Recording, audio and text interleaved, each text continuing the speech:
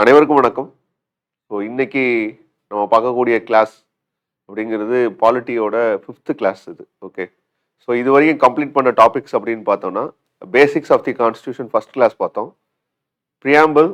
ப்ரியாம்பிளை பற்றின கிளாஸஸ் ஒரு 2 கிளாஸஸ் பார்த்தோம். Third class, that is second third. அடுத்து 4th கிளாஸ் பார்த்தீங்கன்னா வித் ரெஸ்பெக்ட் டு யூனியன் டெரிட்டரிஸும் சிட்டிசன்ஷிப்பும் பார்த்தோம். இது 5th கிளாஸு. 5th கிளாஸில் முக்கியமான டாபிக் இது, that is fundamental rights. So fundamental ரைட்ஸோட பேசிக்ஸ் தான் இன்னைக்கு பார்க்க போகிறோம். ஸோ ஃபண்டமெண்டல் ரைட்ஸ்னா என்ன, what is meant by first ரைட்ஸ்னா என்ன, then what is meant by fundamental rights, why it is significant, then what are all the classifications. So fundamental rights நம்ம சொல்லிட்டாலும் various classifications inside it. Okay, so அந்த கிளாசிஃபிகேஷன்ஸ் என்னென்ன அப்படிங்கிறத பார்த்துட்டு then articles one by ஒன்னாக டீகோட் பண்ண start பண்ணலாம். Most important topic in the prelims perspective as well as mains. இந்த கிளாஸஸ் முடிச்சோடனே, that is fundamental rights topics முடிச்சோடனே ஓவராலாக இது வரைக்கும் கேட்ட ஒரு ப்ரிலிம்ஸ் செட் ஆஃப் கொஸ்டின்ஸ் இருக்கும் இல்லையா, அது எல்லாத்தையும் ஒரு பிளேஸ் பண்ணி ஒரு டிஸ்கஷன் பண்ணலாம். ஓகே, ஸோ இதில் ஓவராலாக அப்சர்வேஷன் அப்படின்னு பார்க்கும்போது ப்ரிலிம்ஸ் பெர்ஸ்பெக்டிவ்ல கேட்ட கொஸ்டின்ஸ் அப்படின்னா டைரக்டா பார்க்கும்போது தட் இஸ் பேசிக்கா கான்செப்சுவல்ஸ் தான் கேட்டிருக்காங்க. ஓகே, ஃபார் எக்ஸாம்பிள் ஆர்டிகல் 14க்குள்ள எந்த ரைட்ஸ் இருக்கு, ரைட் அகேன்ஸ்ட் எக்ஸ்பிளாய்டேஷன் அப்படிங்கிறது எந்த ரைட்ஸ்குள்ள வருது, freedom of speech and expression என்ன மாதிரி இருக்கு. ஸோ இந்த மாதிரி ஒரு basic rights set of questions இருக்கு. Then inferred rights, right to privacy, I think இந்த டைமோட வந்துச்சுன்னு நினைக்கிறேன். ஸோ 2024 ப்ரிலிம்ஸ், ஸோ அதில் கூட கேட்டிருக்காங்க. ஸோ இன்ஃபர்ட் ரைட்ஸ் ஒன்று. Then with respect to what is the relationship between fundamental rights and other rights such as directive principles இருக்கிறதோ இல்லை அதர் ரைட்ஸில் இருக்கிறதோ, அந்த மாதிரி இன்ஃபரன்ஸ் பேஸ்டு கொஸ்டின்ஸ் கேட்டிருக்காங்க. லாஸ்ட் டைம் 2023ல ஆர்டிகல் 16 335 வச்சு ஒரு கொஸ்டின் கேட்டிருந்தாங்க. ஓகே, தென் கான்செப்சுவலாகவும் சில கொஸ்டின்ஸ் கேட்டிருந்தாங்க. Last time due process of law வச்சு கேட்டிருந்தாங்க. ஸோ அப்போது கொஞ்சம் நம்ம அந்த ஓரியன்டாக தான் இதை ப்ரிப்பேர் பண்ண வேண்டியது இருக்குது. இதில் இருக்கக்கூடிய டாபிக்ஸ், நம்ம டிஸ்கஸ் பண்ணக்கூடிய areas, it is more than enough to approach this particular area. Okay, so இதை தாண்டி நீங்கள் புதுசாக எதுவும் பார்க்கணுங்கிற அவசியம் இருக்காது. ஏன்னா it is all inferred from the previous year questions set தான். ஸோ ப்ரீவியஸ் இயர் கொஸ்டின்ஸில் என்ன மாதிரி கேட்டிருக்காங்களோ அதை வச்சு தான் இந்த கான்செப்ட்ஸை பில்ட் பண்ணியிருக்கோம். ஒன்ஸ் நீங்கள் பார்த்து முடிச்சோடனே உங்களுக்கு ஒரு கிளாரிட்டி கிடைக்கும். Both in terms of prelims பெர்ஸ்பெக்டிவ்ல எப்படி ஆன்சர் பண்ணுறதும் உங்களுக்கு ஒரு ஐடியா கிடைச்சிடும். மெயின்ஸ் பெர்ஸ்பெக்டிவ்ல ஒரு கொஸ்டின்ஸ் வருது அப்படின்னா அதுக்கான stock points, for example reservation வச்சு ஒரு கொஸ்டின் வருது அப்படின்னா நமக்கு ஸ்டாக் பாயிண்ட்ஸ் தேவைப்படும் இல்லையா. ஸோ அந்த ஸ்டாக் பாயிண்ட்ஸ் என்ன தேவைப்படும் அப்படிங்கிறது விஷயங்களும் இதுக்குள்ளே இன்க்ளூட் பண்ணி தான் இருக்குது. ஓகே, இது ஒரு ஃபர்ஸ்ட் செஷனில் நம்மளால எவ்வளோ கவர் பண்ண முடியுமோ அவ்வளோ கவர் பண்ணலாம். ஒரு 1 or 2 கிளாஸஸில் நம்ம என்ன பண்ணலாம், ஃபண்டமெண்டல் ரைட்ஸை கம்ப்ளீட் பண்ணுறதுக்கு ட்ரை பண்ணலாம். Okay, so from the start first தெரிஞ்சுக்கிற வேண்டிய விஷயம் அப்படின்னு பார்த்தீங்கன்னா what is meant by rights. Okay, so fundamental ரைட்ஸ்னா என்ன, or what is meant by rights அப்படிங்கிறது தெரியணும். ஸோ ரைட்ஸ் அப்படிங்கிறது ஜென்ரல் டெஃபினேஷன். ஏன்னா பேசிக்காக டெஃபினேஷனை வச்சு கொஸ்டின்ஸ் கேட்டிருக்காங்க அப்படிங்கிறத நான் ஆல்ரெடி சொல்லிட்டேன். ஓகே, ஸ்டேட்டை வச்சு கேட்டுட்டாங்க, லிபர்ட்டினா என்னன்னு கேட்டிருக்காங்க. ஸோ அப்படி பார்க்கும்போது ரைட்ஸ், நாளைக்கு ஏதோ ஒன்று ரைட்ஸை வச்சு ஒரு கொஸ்டின்ஸ் கேட்குறாங்கன்னு வச்சுக்கோங்களேன். அப்போ பேசிக்காக ரைட்ஸ் அப்படிங்கிறது ஒரு ஜென்ரல் காமன் பெர்ஸ்பெக்டிவ்ல பார்க்கும்போது rights are nothing but some claims. Okay, so it is essential and entitlement or justified கிளைம்னு தான் சொல்ல முடியும். Okay, so it is a right is an essentially an entitlement. Entitlement அப்படிங்கிறது it's nothing but some rights which was endorsed by some law.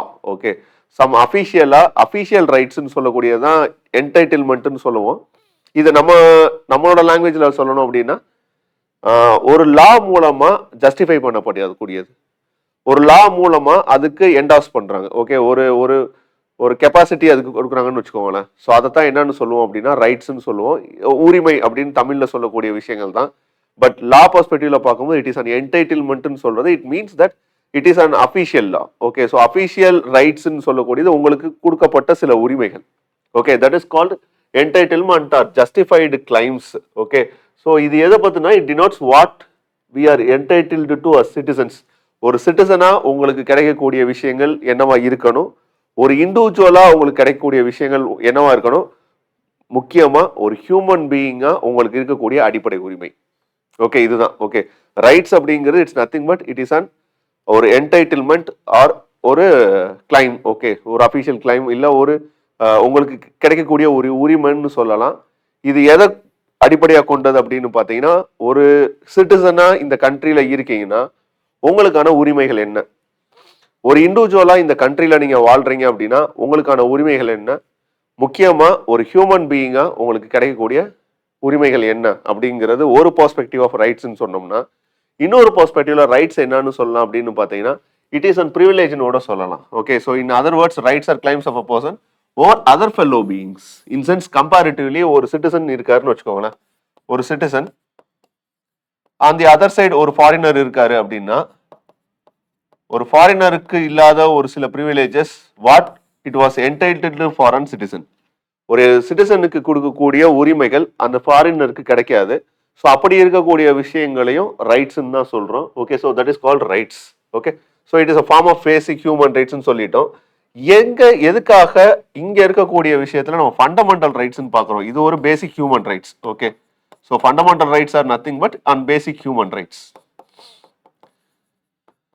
இந்த basic human ரைட்ஸை ஏன் fundamental ரைட்ஸ்ன்னு நம்ம சொல்றோம் அப்படின்னு பார்த்தீங்கன்னா it is in the fundamental law. Okay, ஒரு fundamental லாக்குள்ள that is constitution தான் நம்மளை பொறுத்தளவுக்கு ஃபண்டமெண்டல் லா. இந்த ஃபண்டமெண்டல் லாக்குள்ள இது எல்லாத்தையும் சொல்லியிருக்காங்க. எதெல்லாம் fundamental rights for the that is rights for the சிட்டிசன்ஸ்ங்கிறத மென்ஷன் பண்ணியிருக்காங்க.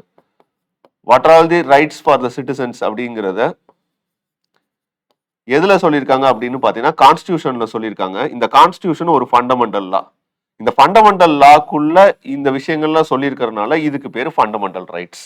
Okay, so that's all fundamental rights are human ரைட்ஸ்ன்னு சொல்ல முடியும். But not all human rights are fundamental rights. ஏன்னா கான்ஸ்டியூஷன்ல ஃபண்டமெண்டல் ரைட்ஸ்ல எதெல்லாம் இருக்கு அப்படிங்கிறத வரையறுக்கப்பட்டிருக்கு. சில rights other than fundamental rights are outside the fundamental rights part. That is part 3 of the constitution. It dealt with fundamental rights அப்படின்னா அதுல ரைட் டு ஒர்க் இருக்கா, equal pay for equal work இருக்கான்னா அந்த provision fundamental ரைட்ஸ்குள்ள இல்லை. ஆனா directive principles of state பாலிசியில இருக்கு. அப்போ அதை நம்ம என்னன்னு சொல்ல முடியாதுன்னா ஜஸ்டிஃபைடு ரைட்ஸ் நம்மளால சொல்ல முடியாது. ஓகே, ஸோ அந்த ஒரு கிளாசிபிகேஷன் தான் அது. அதுல இருந்து ஒரு ஹியூமன் ரைட்ஸ் எல்லாம் ஏன் ஃபண்டமெண்டல் ரைட்ஸ் நம்மளால சொல்ல முடியுது, ஆனா எல்லா ஃபண்டமெண்டல் ரைட்ஸையும் எல்லா ஃபண்டமெண்டல் ரைட்ஸும் நம்மளால ஹியூமன் ரைட்ஸ்னு சொல்ல முடியுது, ஆனா எல்லா ஹியூமன் ரைட்ஸும் ஏன் ஃபண்டமெண்டல் ரைட்ஸ்னு சொல்ல முடியல அப்படின்னா அந்த ஃபண்டமெண்டல் ரைட்ஸுக்குள்ள ஒரு சில ரைட்ஸை என்ன பண்ணிருக்காங்க அப்படின்னு பாத்தீங்கன்னா வரையறுத்திருக்காங்க. இன்சென்ஸ் கிளாசிஃபை பண்ணியிருக்காங்க. அதை நம்மளால ஃபண்டமெண்டல் ரைட்ஸ்னு சொல்ல முடியுது. ஓகே, அதை தாண்டி சில விஷயங்கள் ஹியூமன் ரைட்ஸ்னு சொல்லக்கூடிய விஷயங்கள் it is outside of the fundamental rights இருக்கிறதுனால அதை நம்மளால ஃபண்டமெண்டல் ரைட்ஸ்னு சொல்ல முடியல. ஓகே, ஸோ இது பேசிக்கா சின்ன சின்ன clarity with respect to fundamental rights and human ரைட்ஸ்லாம் பேசிக்ஸ். ஓகே, ஸோ அடுத்து பார்க்கும்போது இந்த ஃபண்டமெண்டல் ரைட்ஸ் அப்படிங்கிற ஒரு கான்செப்ட் கான்ஸ்டியூஷனுக்குள்ள ஏன் வரணும்? ஓகே, ஸோ இது வேற ஏதாச்சும் ஒரு இடத்துல போயிருக்கலாம் இல்லையா? ஸோ ஃபண்டமெண்டல் ரைட்ஸ் அப்படிங்கிற ஒரு விஷயம் கான்ஸ்டியூஷனுக்குள்ள வர்றதுக்கான மேஜர் ரீசன் ஆஃப்டர் இண்டிபெண்டன்ஸ் தானான்னு கேட்டா இல்லை, before independence itself. Okay, so நம்மளோட freedom fighters or our freedom movement it is not only based on ensuring sovereignty for the citizens or for the India. Okay, ஒரு இறையாண்மை வேணும் அப்படிங்கிறதுக்காக மட்டும் நம்ம என்ன பண்ணல அப்படின்னு பார்த்தீங்கன்னா இந்த போராட்டம் நடத்தல, தட் இஸ் சுதந்திர போராட்டம் நடத்தல. அதை தாண்டி we want to ensure certain basic human rights as well as political rights, civil rights, socio-economic rights. So இந்த ரைட்ஸ் எல்லாத்தையுமே டிமாண்ட் பண்ணி தான் நம்மளோட ஃப்ரீடம் மூவ்மெண்ட் இருந்துச்சு.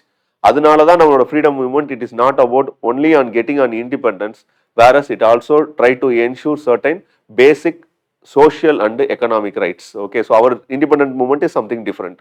அப்போ அதுல ஒரு பேஸ் இருக்கணும்ல, எங்க இது வந்து ஃபர்ஸ்ட் கோடிஃபை ஆகுது, ஒரு ஃபண்டமெண்டல் ரைட்ஸுக்கான ஒரு டிமாண்ட் எங்க கோடிஃபை ஆகுது அப்படின்னு பார்த்தீங்கன்னா ஃபர்ஸ்ட் 1928 நேரு ரிப்போர்ட்ல தான் வருது. Okay, so Nehru report we know that it is an counter for the based on the report from the Simon Commission. So Simon கமிஷனுக்கு ஆப்போசிட்டா இவங்க என்ன பண்றாங்க, ஒரு நேரு ரிப்போர்ட்னு ஒன்று சப்மிட் பண்றாங்க. ஸோ இந்த நேரு ரிப்போர்ட்ல தான் ஃபர்ஸ்ட் என்ன இடம் பெறுது அப்படின்னு பார்த்தீங்கன்னா fundamental rights that have been denied to them, that is to secure the fundamental rights. Okay, so அந்த ரிப்போர்ட் என்ன சொல்லுதுன்னா ஃபண்டமெண்டல் ரைட்ஸ் எதெல்லாம் ஒரு சிட்டிசன் ஆஃப் இந்தியாவுக்கு மறுக்கப்பட்டிருக்கோ அது எல்லா விஷயத்தையும் உறுதி செய்யப்படணும் அப்படின்னு சொல்லி நேரு ரிப்போர்ட்ல சொல்றாங்க.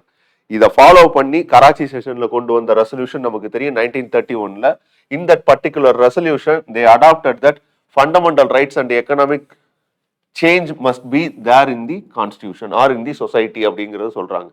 ஸோ இது என்ன ஆகுது அப்படின்னு பார்த்தீங்கன்னா காலப்போக்கில் இந்த ரைட்ஸ் எல்லாமே வேற வேற கண்ட்ரீஸ்ல அடாப்ட் பண்ண ஃபீச்சர்ஸு மற்ற ஃபியூ ப்ரொவிஷன்ஸ் எல்லாத்தையுமே என்ன பண்றாங்க இன்கல்கேட் பண்ணி ஒரு ஷேப்புக்கு வருது. But over a period of time என்ன பண்றாங்க அப்படின்னு பார்த்தீங்கன்னா கமன்ஸ்மெண்ட் ஆஃப் தி கான்ஸ்டியூஷன் டைம்ல ஓகே அந்த எனாக்ட் பண்ண டைம் பீரியட்ல அவங்களுக்கு என்ன ஒரு குழப்பம் ஓகே அதுக்கு முன்னாடியே இருந்த குழப்பம் தான் எதெல்லாம் ஃபண்டமெண்டல் ரைட்ஸ்னு வச்சுக்கிறது எதெல்லாம் ஃபண்டமெண்டல் ரைட்ஸ்ல இருந்து வெளியே கொண்டு போய் வைக்கிறது அப்படின்னு பார்க்கும்போது அவங்களுக்கு இருந்த ஒரு கன்ஃபியூஷன். ஸோ இந்த கன்ஃபியூஷனை ஓவர் கம் பண்றதுக்காக ஒரு கமிட்டி அப்பாயிண்ட் பண்றாங்க. That is Tej Bahadur Sapru committee or Sapru report அப்படின்னு சொல்லுவோம். ஓகே 1945ல இந்த தேஜ் பகதூர் சப்ரூ ரிப்போர்ட் என்ன பண்றாங்க அப்படின்னு பார்த்தீங்கன்னா அன்னைக்கு இருந்த பொருளாதார situation that is economic conditions and other social கண்டிஷன்ஸ்க்கு ஏற்ற அப்படி என்ன பண்ண முடியல அப்படின்னு பார்த்தீங்கன்னா எல்லா ப்ரொவிஷன்ஸையும் அவங்களுக்கு கொண்டு வரணுங்கிற ஆசை தான், ஹியூமன் ரைட்ஸ் எல்லாத்தையும் கொண்டு வரணுங்கிற ஆசை தான். ஆனால் அன்னைக்கு இருக்கக்கூடிய எக்கனாமிக் கெப்பாசிட்டி பிளஸ் சோஷியல் கண்டெக்ஸ்டுக்கு அவங்க எல்லா ரைட்ஸுமே என்னன்னு கொண்டு வர முடியலன்னா ஒரு ஜஸ்டிசியபிள் ரைட்ஸ்குள்ள கொண்டு வர முடியல. அப்போ ஆரம்ப காலகட்டத்தில் இந்த கிளாசிபிகேஷன்ஸ் கிடையாது. ஃபண்டமெண்டல் ரைட்ஸ் டிபிஎஸ்பிங்கிற ஒரு கிளாசிபிகேஷன்ஸ் நம்ம பார்க்குறோம் இல்லையா. So one is justiciable, another one is non justiciable, இப்படிலாம் பார்க்குறோம். ஓகே, ஸோ இந்த ஒரு கிளாசிபிகேஷன் ஆரம்பத்தில் இல்லை. ஓகே, ஏன் அப்படின்னு பார்த்தீங்கன்னா அப்போ அதுக்கான அவசியம் இல்லாமல் இருந்துச்சு. But over a period of time they come to one conclusion that we must differentiate which are considered to be and critical things. Okay, எதெல்லாம் ரொம்ப முக்கியமானதா தேவைப்படுதோ அது எல்லாத்தையும் நம்ம ஜஸ்டிசியபிள் ரைட்ஸ்ல வச்சிடலாம். நான் ஜஸ்டிசியபிள் ரைட்ஸ்ல சில ரைட்ஸை கொண்டு போய் வைக்கலாம். Over a period of time எப்போ நமக்கான எக்கனாமிக் ஸ்டேட்டஸ் அண்ட் சோஷியல் அந்த கண்டிஷன்ஸ் வருதோ அப்போ நான் ஜஸ்டிசியபிள்னு இருக்கக்கூடிய இந்த டைரக்டிவ் பிரின்சிபல்ஸ் ஆஃப் ஸ்டேட் பாலிசியில் இருக்கக்கூடிய விஷயங்கள் எல்லாமே ஆட்டோமேட்டிக்கா எங்க வந்துடும் நினைச்சாங்க, ஃபண்டமெண்டல் ரைட்ஸ்க்கு வந்துருங்கிறது நம்பினாங்க. அப்படி நடந்திருக்கான்னு கேட்டா நடந்திருக்கு. ஆர்டிகல் 45 ரைட் டு எஜுகேஷனை பத்தி பேசுற ஒன்று தான். இன்னைக்கு அது ஆர்டிகல் 21A ஜஸ்டிசியபிள் ரைட்ஸா மாறிடுச்சு. அப்போ அது அந்த காலகட்டத்துக்கு ஏற்றபடி அது மாறிக்கிறது இல்லையா. அப்போ அந்த டைம் தான் என்ன ஆகுறாங்கன்னு பார்த்தீங்கன்னா ரெண்டா பிரிக்கிறாங்க. That is one is justiciable rights, another one is non-justiciable rights. One is considered to be fundamental rights, another one is considered to be directive principles of state policy. One, it dictates the government what not to do. One, it dictates the government what type of things you have to do. That is fundamental governance of the country. எப்படி ஒரு கண்ட்ரியை வழிநடத்த செய்யணும், எப்படி அந்த கண்ட்ரியோட public பாலிசியை நீங்க develop பண்ணணும் அப்படிங்கிற விஷயங்கள் எல்லாம் டைரக்டிவ் பிரின்சிபல் ஸ்டேட் பாலிசி மூலமா சொல்றாங்க. ஃபண்டமெண்டல் ரைட்ஸ்ல எதெல்லாம் செய்யக்கூடாதுங்கிற விஷயத்த சொல்றாங்க. Okay, so one is negative, one is another one is positive application சொல்லுவாங்க. But it doesn't matter. Okay, so ரெண்டுமே ஒரே விஷயத்த தான் சொல்லக்கூடிய விஷயங்கள். தட் இஸ் எல்லாமே ஒரே விஷயத்த என்ஷூர் பண்ணுது, socio economic political civil rights, அவ்வளோதான். ஓகே, இதுல அந்த டிஃபரன்சியேஷன் நடக்குது. ஒன்னு வித் ரெஸ்பெக்ட் டு ஃபண்டமெண்டல் ரைட்ஸை பொறுத்தளவுக்கு it ensures majorly okay political and civil rights. Another one is directive principles of state policy that ensures social and economic rights. Okay, so அப்படி பரப்பக்கூடிய கண்டிஷன்ல 1945க்கு அப்புறம் கான்ஸ்டிடியூஷன் அசம்பிளில ஒரு தனி கமிட்டி ஒன்று ஃபார்ம் பண்றாங்க. That is fundamental rights, minority rights and excluded areas, tribal and excluded areas. That committee was formed in the head of Sardar Patel. So இதுக்கப்புறம் we know what things at present is there. Okay, so அதுக்கப்புறம் என்ன ஆகுது அப்படின்னு பார்த்தீங்கன்னா constitution அசம்பிளில draft கமிட்டியை draft constitution debate discussion எல்லாம் போகுது. வேரியஸ் டிபேட் டிஸ்கஷன்ஸ்க்கு அப்புறம் ஒரு ஃபைனல் கன்க்ளூஷனுக்கு இந்த ஃபண்டமெண்டல் ரைட்ஸ் வருது. அப்போ இது எங்க இன்சர்ட் பண்ணப்பட்டிருக்கு கான்ஸ்டியூஷன் அப்படின்னு பார்த்தீங்கன்னா part 3 of the constitution. So part 1 it dealt with union and territories, part 2 it dealt with citizenship, part 3 it is all about fundamental rights. Articles எங்க இருந்து ஸ்டார்ட் ஆகுது அப்படின்னு பார்த்தீங்கன்னா ஃப்ரம் 12 to 35 வரைக்கும் இருக்கும். ஓகே, ஸோ இது வரைக்கும் இருக்கக்கூடிய provisions it dealt with fundamental rights. Okay, reason for listing fundamental rights in the constitution. ஏன் ஃபண்டமெண்டல் ரைட்ஸை கான்ஸ்டியூஷன் லிஸ்ட் அவுட் பண்ணிக்கணும்? வேற ஏதாவது ஒரு ஆக்டா போட்டிருக்கலாம் இல்லையா? எப்படி ஒரு நேஷனல் ஹியூமன் ரைட்ஸ் ஆக்ட் இருக்கிற மாதிரி ஒரு நேஷனல் ஃபண்டமெண்டல் ரைட்ஸ்னு இருக்கலாம், இல்லை வேற ஏதாவது ஃபண்டமெண்டல் ரைட்ஸ் ஆக்ட்னு சொல்லி கான்ஸ்டியூஷனுக்கு வெளியே வச்சிருக்கலாம். அப்படி இருந்திருந்தா அதை ஃபண்டமெண்டல் ரைட்ஸ் நம்மளால சொல்லியிருக்க முடியாது. First condition. ஏன்னா அது ஃபண்டமெண்டல் லால இடம்பெற்றிருந்ததுனால தான் அதுக்கு ஃபண்டமெண்டல் ரைட்ஸ் நம்ம பேர் வச்சிருக்கோம் ஒரு பாயிண்ட் ஆஃப் வியூல. ஓகே, ஸோ அப்போ பார்க்கும்போது ஃபர்ஸ்ட் ஏன் அந்த ஃபண்டமெண்டல் ரைட்ஸை கான்ஸ்டியூஷனுக்குள்ள வச்சோம்னா we all know that constitution is supreme. Okay, so no other law is above the constitution, that why it is considered to be supremacy of the constitution சொல்றோம். அப்போ அந்த கண்டெக்ஸ்ட்ல இதை அப்ரோச் பண்ணும்போது ஃபண்டமெண்டல் ரைட்ஸை கான்ஸ்டியூஷன்ல வச்சதுக்கான காரணம் கான்ஸ்டியூஷன் இஸ் சுப்ரீம்ங்கிறது தான். Okay, அப்போ no law is above the constitution சொல்லும் போது அது ஒரு ரீசனா தேவைப்படுது. அடுத்து ஃபண்டமெண்டல் ரைட்ஸோட பேசிக் அப்ஜெக்டிவ் என்னவா இருக்க முடியும்? ஓகே, ஸோ ஃபண்டமெண்டல் ரைட்ஸோட பேசிக் அப்ஜெக்டிவ் என்னவா இருக்க முடியும்னா கான்ஸ்டியூஷனலிசமும் கான்ஸ்டியூஷனும் எது ஆர்கியூ பண்ணுது அப்படின்னு பார்த்தீங்கன்னா லிமிடெட் ஃபார்ம் ஆஃப் கவர்மெண்ட்டை தான் ஆர்கியூ பண்ணுது. லிமிடெட் ஃபார்ம் ஆஃப் கவர்மெண்ட் அப்படின்னா there must be some restrictions against the government action, okay, which must be reasonable and meaningful. அப்படி பார்க்கும்போது ஃபண்டமெண்டல் ரைட்ஸோட பேசிக் அப்ஜெக்டிவ் என்னன்னு பார்த்தீங்கன்னா it protect citizens from the governments arbitrary actions. Okay, arbitrary actions அப்படின்னா என்ன நினைச்சாலும் செய்ய முடியும் அப்படிங்கிற ஒரு மனப்பான்மை இருக்கும் இல்லையா? ஸோ இதுக்கு முன்னாடி 1947க்கு முன்னாடி இண்டிபெண்டன்ட் நேஷனுக்கு முன்னாடி என்ன மாதிரி ஒரு சுச்சுவேஷன் இருந்ததோ அந்த ஒரு சுச்சுவேஷன்ல இருந்து மாறுபட்டு இங்க என்ன வாக்கணும்னு தன்னை ட்ரை பண்ணியிருக்காங்க அப்படின்னு பார்த்தீங்கன்னா ஒரு லிமிடெட் கவர்மெண்ட் இம்போஸ் பண்ணணும்னு ட்ரை பண்ணியிருக்காங்க.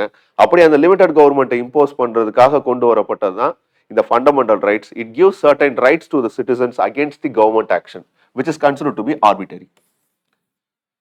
Okay, then in case of any violation, okay, in case of any violation by the state, it has certain remedial measures or it should be certain what thing some remedy தேவைப்படுது இல்லையா? So அந்த ஒரு விஷயத்தை ensure பண்ணணும் அப்படிங்கிறதுக்காக கொண்டு வந்தது தான் இந்த fundamental rights in the constitution. So constitution it says that certain violations, okay, and at the same time which are not considered to be absolute. Okay, so அப்சல்யூட்னு ஏன் சொல்ற இல்லை அப்படின்னு பார்த்தீங்கன்னா ஃபண்டமெண்டல் ரைட்ஸில் freedom of speech and expression ஒன்று fundamental ரைட்ஸில் இருக்குன்னு வச்சுக்கோங்களேன். நான் எதை நினைச்சாலும் பேசலாம் அப்படின்னா then it lead to one chaos.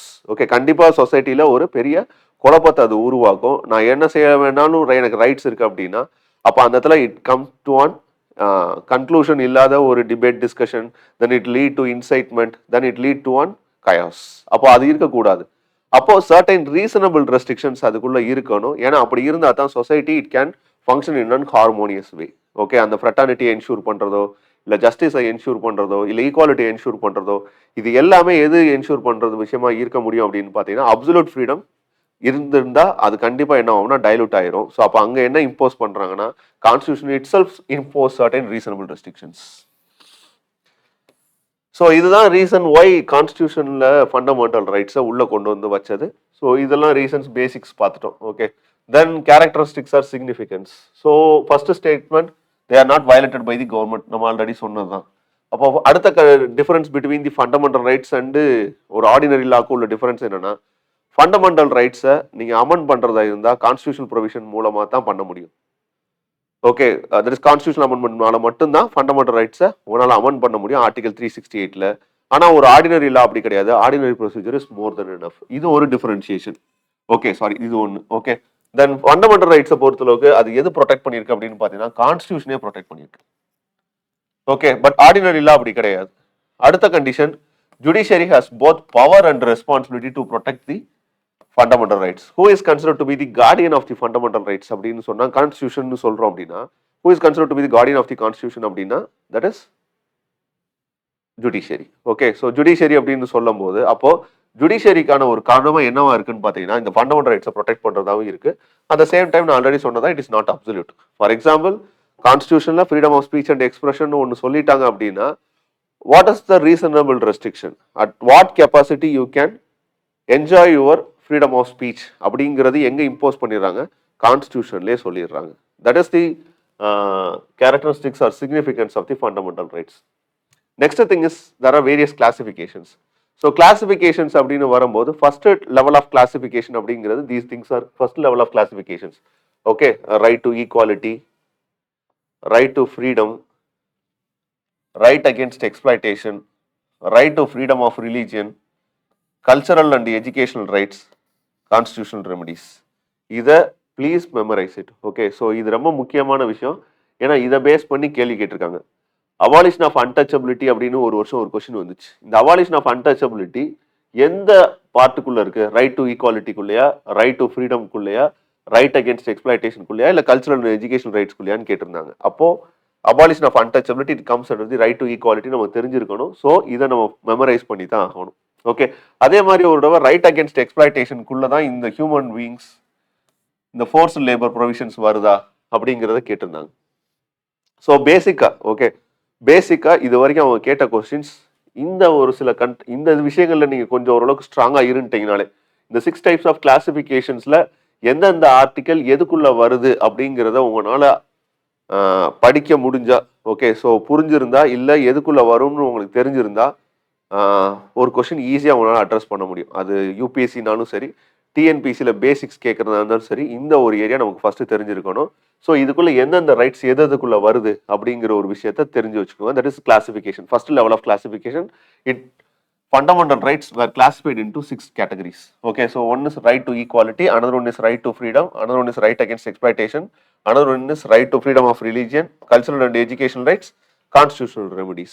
So இது எல்லாமே ஒரு விதமான கிளாசிஃபிகேஷன்ஸ். ஸோ வேற ஏதாவது கிளாசிஃபிகேஷன்ஸ் இருக்கா அப்படின்னா இது கான்ஸ்டியூஷன்ல சொல்ல கிடையாது, நம்மளோட இன்டர்பிரேஷனுக்காக நமக்கான ஒரு புரிதலுக்காண்டி இந்த விஷயங்களை சொல்றோம். ஓகே, ஸோ அப்படி பார்க்கும்போது அடுத்த லெவல் ஆஃப் கிளாசிஃபிகேஷன்ஸ் என்னென்ன இருக்கு அப்படின்னு பாக்குறீங்கன்னா, ஒன்னு ரைட்ஸ் ஒன்லி ஃபார் சிட்டிசன்ஸ். இது நீங்க அடிக்கடி கேள்விப்பட்ட ஒரு விஷயமா தான் இருக்கும். ஸோ எதெல்லாம் ஒன்லி சிட்டிசன்ஸ் மட்டும் என்ஜாய் பண்ணக்கூடிய ரைட்ஸ், நாட் ஃபார் ஆல் அப்படிங்கிறது ஒன்று இருக்கும். ஸோ இந்த கிளாசிஃபிகேஷன்ஸ் தெரியணும் அப்படின்னா ரொம்ப சிம்பிளா நீங்க பேர் கான்ஸ்டியூஷன் எடுத்து ரீட் பண்ணீங்கன்னா அங்க ஸ்டார்ட் ஆகும் அது சிட்டிசனா இல்ல பர்சனா. ஆல் பர்சன்ஸ்னு ஸ்டார்ட் ஆகும் ஒரு சில ஆர்டிகல்ஸ், ஒன்லி ஃபார் சிட்டிசன் சில ஆர்டிகல் ஸ்டார்ட் ஆகும். அப்போ இதெல்லாம் சிட்டிசனுக்கான ரைட்ஸ் அப்படின்னு பார்த்தீங்கன்னா 15 class 2ல சொல்ற மாதிரி prohibition of discrimination on the ground of religion, race, caste, sex or place of birth. Article 16 it all about public employment. Okay, so government servicesல யாருக்கான உரிமை அப்படின்னா only for citizensக்கு தான். 19 protection of certain religious for certain rights for the freedom of speech and etc. movement, association, form, trade இதெல்லாம். Okay, 29 and 30 it is all about cultural and education rights. So interest of the minorities protect பண்றதுக்கு அவங்களுக்கான educational institution establish பண்றதுக்கான rights. So இது யாருக்கானது மட்டும் அப்படின்னு பார்த்தீங்கன்னா only for the citizens தான். These are all the rights which are only for the citizens of India. Okay, அடுத்து பார்த்தீங்கன்னா which are all consider to be positive and negative connotation. Positive and negative connotation அப்படின்னா it's nothing but some articles it put restriction on the state to do not to do. Okay, so சில provisions என்ன பண்ண சொல்லாது அப்படின்னு பார்த்தீங்கன்னா ஸ்டேட்டை இதை செய்யாதன்னு சொல்லும். சில ப்ரொவிஷன்ஸ் என்ன சொல்லும் அப்படின்னா ஸ்டேட் இதை செய்யுன்னு சொல்லும். அப்போ எதெல்லாம் செய்யக்கூடாதுன்னு சொல்லுதோ அது நெகட்டிவ் கொனோட்டேஷனாகவும், எதெல்லாம் செய்யணும்னு சொல்லுதோ அதெல்லாம் பாசிட்டிவ் கொனோட்டேஷனாகவும் சொல்கிறோம். அப்போ நெகட்டிவ் கொனோட்டேஷனில் இப்படி தான் ஸ்டார்ட் ஆகும். The state shall not deny to any one, like 15 class 1, 16 class 2, 20, 28லலாம். மற்ற ப்ரொவிஷன்ஸ்லாம் பார்த்தீங்கன்னா ஃப்ரீடம் ஆஃப் ரிலீஜன் எக்ஸெட்ரா இதெல்லாம் பாசிட்டிவ்லி வேர்டடாக இருக்கும். So that's why it is positive connotation, negative connotation சொல்றது. ஒன்று ஸ்டேட் ஷல் நாட் டூன்னு வரும், இல்லை இன்னொன்று சில விஷயங்கள் ஃப்ரீடம் ஆஃப் ஸ்பீச் இல்லை ஸ்டேட் டு டூ அப்படிங்கிற மாதிரி வரும். ஸோ இது பாசிட்டிவ் நெகட்டிவ் கொனோட்டேஷனுக்கு சொல்றது. Certain rights are only reserved for minorities. Okay, so for example, in the classifications like 15O, 14O, 15O, 19, 21, in the provisions எல்லாமே என்னன்னா for all அப்படிங்கிற மாதிரி ஒன்று வரும். 29 and 30 it is for minorities. Okay, 29 to an extent it is for both all citizensங்கிற மாதிரி ஒரு கிளாசிஃபிகேஷன்ஸ்ல வந்துடும் after judicial ஜட்ஜ்மெண்ட்ஸ்க்கு அப்புறம். பட் 30 வந்து இட் இஸ் எக்ஸ்க்ளூசிவ்லி ஃபார் மைனாரிட்டிஸ்னு சொல்ல முடியும். ஓகே, ஸோ அப்போ இதெல்லாம் வேரியஸ் கிளாசிஃபிகேஷன்ஸ்ல அனதர் கிளாசிஃபிகேஷன்ஸ். அடுத்து some classifications fundamental rights which address against the executive actions. Okay, so ஒரு சில ஆக்ஷன்ஸ் என்னன்னு பார்த்தீங்கன்னா எக்ஸிக்யூட்டிவ்க்கு அகேன்ஸ்டாக தான் ரெஸ்ட்ரிக்ஷன் இம்போஸ் பண்ண முடியும். Okay, that is executive legal ரெண்டுக்குமே எக்ஸிக்யூஷன் இருக்கு. ஓகே, சர்டைன் எக்ஸம்ஷன்ஸ் இருக்கு. தட் இஸ் ரெஸ்ட்ரிக்ஷன்ஸ் இம்போஸ் பண்ண முடியும். அதாவது லெஜிஸ்லேட்டிவ் ஒரு ஆக்ஷனை செய்யுதுனாலும் எக்ஸிக்யூட்டிவ் அந்த ஆக்ஷனை செய்யுதுனாலும் இந்த ரெண்டு ஆக்ஷன் மேலேயுமே அவங்களால என்ன இம்போஸ் பண்ண முடியும்னா ரெஸ்ட்ரிக்ஷன்ஸ் இம்போஸ் பண்ண முடியும். ஒரு சில ஆக்டிவிட்டிஸ், ஒரு சில rights. For example right against untouchability அப்படின்னு ஒரு ரைட்ஸ் நம்ம சொல்றோம் அப்படின்னா அன்டச்சபிலிட்டிக்கு எதிராக ஒருத்தர் அன்டச்சபிலிட்டியை ப்ராக்டிஸ் பண்றாரு அப்படின்னா அது சட்டப்படி குற்றம். அது ஸ்டேட்டா இருந்தாலும் சரி, இண்டிவிஜுவலா இருந்தாலும் சரி. ஸ்டேட்டும் என்ன பண்ணக்கூடாது, அன்டச்சபிலிட்டி எக்ஸசைஸ் பண்ணக்கூடாதுன்னு சொல்றோம்னு வச்சுக்கோங்களேன். இப்போ இந்த ரைட் அகேன்ஸ்ட் அன்டச்சபிலிட்டி அப்படிங்கிற விஷயத்துல நான் ஏதாவது ஒரு லா கொண்டு வந்து இந்த ஒரு கண்டிஷனுக்காக நீங்க அன்டச்சபிலிட்டியை ப்ராக்டிஸ் பண்ணலாம் அப்படின்னு ஒரு லா இம்போஸ் பண்றாங்கன்னு வச்சுக்கோங்களேன். அந்த law it is absolutely null and void, செல்லாது. ஓகே, ஏன் அப்படின்னா அது ஒரு ப்ரொடெக்டிங் ரைட்ஸ். ஓகே, ஸோ அது ஒரு சோஷியல் ஜஸ்டிஸை என்ஷூர் பண்ணுறதுக்கோ இல்லை சோஷியல் அண்ட் எக்கனாமிக் ரைட்ஸை என்ஷூர் பண்ணுறதுக்கோ இல்லை ஈக்குவாலிட்டியை என்ஷூர் பண்ணுறதுக்கோ கொண்டு வந்த ஒரு ரைட்ஸ். ஸோ இதில் it puts restriction on both legislature as well as state. Okay, but certain rights. Okay, அந்த சர்டைன் ரைட்ஸில் என்ன ரெஸ்ட்ரிக்ஷன்ஸ் இருக்குது அப்படின்னு பார்த்தீங்கன்னா it put restriction against the executive but not against the legislature. So லெஜிஸ்லேச்சருக்கு ஒரு exemption கொடுக்குறாங்க. தட் இஸ் லெஜிஸ்லேச்சர் அந்த ஒரு பர்டிகுலர் ப்ரொவிஷன்ல சேஞ்சஸ் கொண்டு வரணும்னா கொண்டு வந்துக்கலாம். எக்ஸிக்யூட்டிவ்க்கு அந்த ரைட்ஸ் கிடையாது. அப்படி ஏதாச்சும் கான்ஸ்டியூஷன்ல ஃபண்டமெண்டல் ரைட்ஸ்ல இருக்கான்னு கேட்டா article 21 is an classic example. It states that no person shall be deprived of his life or personal liberty except according to the procedure established by law. Okay, so procedure established by law means nothing but a law which should be done or enacted according to the procedure established in the constitution. So அப்படி establish பண்ணக்கூடிய ஒரு law இது யார் மேல restriction impose பண்ணாதுன்னா legislature மேல restriction impose பண்ணாது. அதுதான். Okay, so no person shall be deprived of his life or personal liberty except என்ன கண்டிஷன்ல ப்ரொசீஜர் எஸ்டாப்ளிஷ் பை லா படி ஒரு லாவை எனாக்ட் பண்றாங்க அப்படின்னா அது கொஸ்டின் பண்ண முடியாது அப்படிங்கிறது கான்ஸ்டியூஷன்ல இருந்த ப்ரொவிஷன். பட் மேனகா காந்தி கேஸுக்கு அப்புறம் சுச்சுவேஷன் இஸ் டிஃபரெண்ட். ஓகே, அங்கே டியூ ப்ராசஸ் ஆஃப் லா வருது, அப்பையும் கொஸ்டின் பண்ண முடியும் அப்படிங்கிறதுலாம் வருது. But for our understanding, for our interpretation, சில ப்ரொசீஜர்ஸ் லா மேக்கிங் மூலமா பண்ணா அதை ஜுடிஷியல் ரிவ்யூக்கு உட்படுத்த முடியாதுன்னு சொல்லி கான்ஸ்டியூஷன்ல இருக்கு. அது டிபேட். ஓகே, ஸோ இன்னைக்கான கண்டிஷன் இஸ் வேற. பட் இன்னைக்கு நம்ம தெரிஞ்சுக்கிற வேண்டிய விஷயம் இவ்வளவுதான். Okay, and certain rights it is only against state. Okay, so public எம்ப்ளாய்மெண்ட்ல எந்த ஒரு டிஸ்கிரிமினேஷனும் இருக்கக்கூடாது based on the religion, race, caste, sex or place of birth அப்படின்னு சொல்லிடுறோம்னு வச்சுக்கோங்களேன். அது it is against state. But அதே ரெஸ்ட்ரிக்ஷனை நீங்க என்ன இம்போஸ் பண்ண முடியாதுன்னா ஒரு பிரைவேட் இண்டிவிஜுவல்ஸ் மேல இம்போஸ் பண்ண முடியாது. ஓகே, ஏன்னா அவங்களுக்கு கண்டிஷன்ஸ் இஸ் சம்திங் டிஃப்ரெண்ட். அப்போ ஒரு சில ரைட்ஸ் என்னவா இருக்க முடியும் அப்படின்னு பார்த்தீங்கன்னா அது ஸ்டேட் ஓகே பண்ண முடியும். தட் இஸ் ஸ்டேட் கேன், அது ஸ்டேட்டுக்கு அகேன்ஸ்டா தான் இருக்கும். சில ரைட்ஸ் யார் வயலேட் பண்ணாலும் அது வயலேஷன் தான். ஓகே, ஸோ ஒரு சில ரைட்ஸ் ஸ்டேட் வயலேட் பண்ணா அதுக்கு மட்டும்தான் அந்த ஃபண்டமெண்டல் ரைட்ஸ் உங்களால் எக்ஸசைஸ் பண்ண முடியும். பட் ஒரு சில ரைட்ஸ் யாரு தட் இஸ் பிரைவேட்னு சொல்லக்கூடியது யாருனாலும்ங்கிறது it is an differentiation, nothing but government or private. So பிரைவேட்டோ கவர்மெண்ட்டோ இதில் யார் வயலேட் பண்ணாலும் அது வயலேஷன் ஆஃப் ஃபண்டமெண்டல் ரைட்ஸ் தான். For example right against untouchability. இந்த அன்டச்சபிலிட்டி அப்படிங்கிறது போத் ஒரு இண்டிவிஜுவல் பண்ணாலும் அது அன்டச்சபிலிட்டி தான், ஒரு ஸ்டேட் பண்ணாலும் அன்டச்சபிலிட்டி தான். ரைட் அகேன்ஸ்ட் எக்ஸ்பிளாய்டேஷன்ல ஒரு சைல்டு லேபரை ஒரு ஸ்டேட் இம்போஸ் பண்ணாலும் அது ஃபண்டமெண்டல் ரைட்ஸை வயலேட் பண்ற ப்ரொவிஷன் தான். ஒரு இண்டிவிஜுவல் அதை பண்ணியிருந்தாலும் அது ஃபண்டமெண்டல் ரைட்ஸ் வயலேஷன் தான். ஓகே, ஸோ அப்போ இந்த கண்டிஷன்ல some rights it is only against the state, whereas certain rights it is against both individual as well as state. Okay, அடுத்த விஷயம் என்ன அப்படின்னு பார்த்தீங்கன்னா இதெல்லாம் கிளாசிஃபிகேஷன்ஸ் உங்களுக்கு எக்ஸாம்பிள் கொடுக்குறக்காண்டி வச்சிருக்கேன். ஓகே, அடுத்து இதோட என்னன்னா இந்த கிளாசிஃபிகேஷன்ஸ் முடிஞ்சிருச்சு. ஓகே, பட் இந்த கிளாசிஃபிகேஷன்ஸ் நமக்கு தெரியாட்டினாலும் அட்லீஸ்ட் இந்த கிளாசிஃபிகேஷன்ஸை ப்ளீஸ் ரீட் அண்ட் மெமரைஸ். இது தெரியாம நம்ம போகவே கூடாது. ஓகே, ஸோ இதுக்குள்ள அட்லீஸ்ட் என்னென்ன பேசியிருக்காங்க, எந்தெந்த ப்ரொவிஷனுக்குள்ள இருக்குங்கிறதாச்சும் தெரியணும். எல்லாத்தையும் அப்படியே கட்ரோட்டா மெமரைஸ் பண்ணணுங்கிற அவசியம் கிடையாது. Okay, so right against untouchability அப்படிங்கிறது எதுக்குள்ள ஈக்குவாலிட்டிக்குள்ள வருதுன்னு தெரிஞ்சிருந்தாலே போதும். ஓகே, அவ்வளோதான் நமக்கு தெரிய வேண்டிய விஷயம். ஓகே, ரைட் அகேன்ஸ்ட் எக்ஸ்பிளாய்டேஷன்ல தான் ஹசாரஸ் லேபரோ இல்லை சில்ட்ரனுக்கு நீங்கள் லேபர் இம்போஸ் பண்ணக்கூடாதுன்னு தெரிஞ்சிருந்தா போதும். Okay, that is more then enough. போய் எக்ஸாக்டா அந்த வேர்டு வரிகள்லாம் படிக்கணுங்கிற அவசியம் கிடையாது. ஓகே, ஸோ இந்த அண்டர்ஸ்டாண்டிங் இருந்தால் போதும். அடுத்து இப்போ என்ன போயிடலாம், ஆர்டிகல்ஸை ஒன் பை ஒன்னா டீகோட் பண்ண ஸ்டார்ட் பண்ணிடலாம். ஸோ அப்படி டீகோட் பண்ணும்போது ஆர்டிகல் 12 டெஃபனேஷன் கொடுக்குது, ஸ்டேட்னா என்ன அப்படிங்கிற டெஃபனேஷன் கொடுக்குது. ஓகே, எது ஸ்டேட்டுன்னு சொல்லியாச்சு.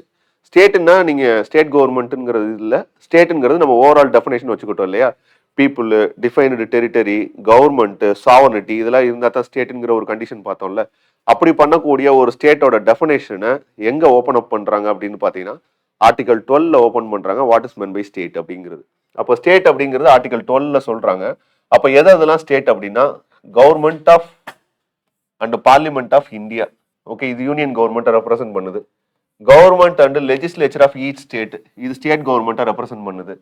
All local and other authorities within the territory of India, இது லோக்கல் செல்ஃப் கவர்மெண்ட்டையும் அர்பன் லோக்கல் பாடிஸையும் மென்ஷன் பண்ணுது. அடுத்து under the control of the government of India. Okay, இதெல்லாம் தான் ஸ்டேட்.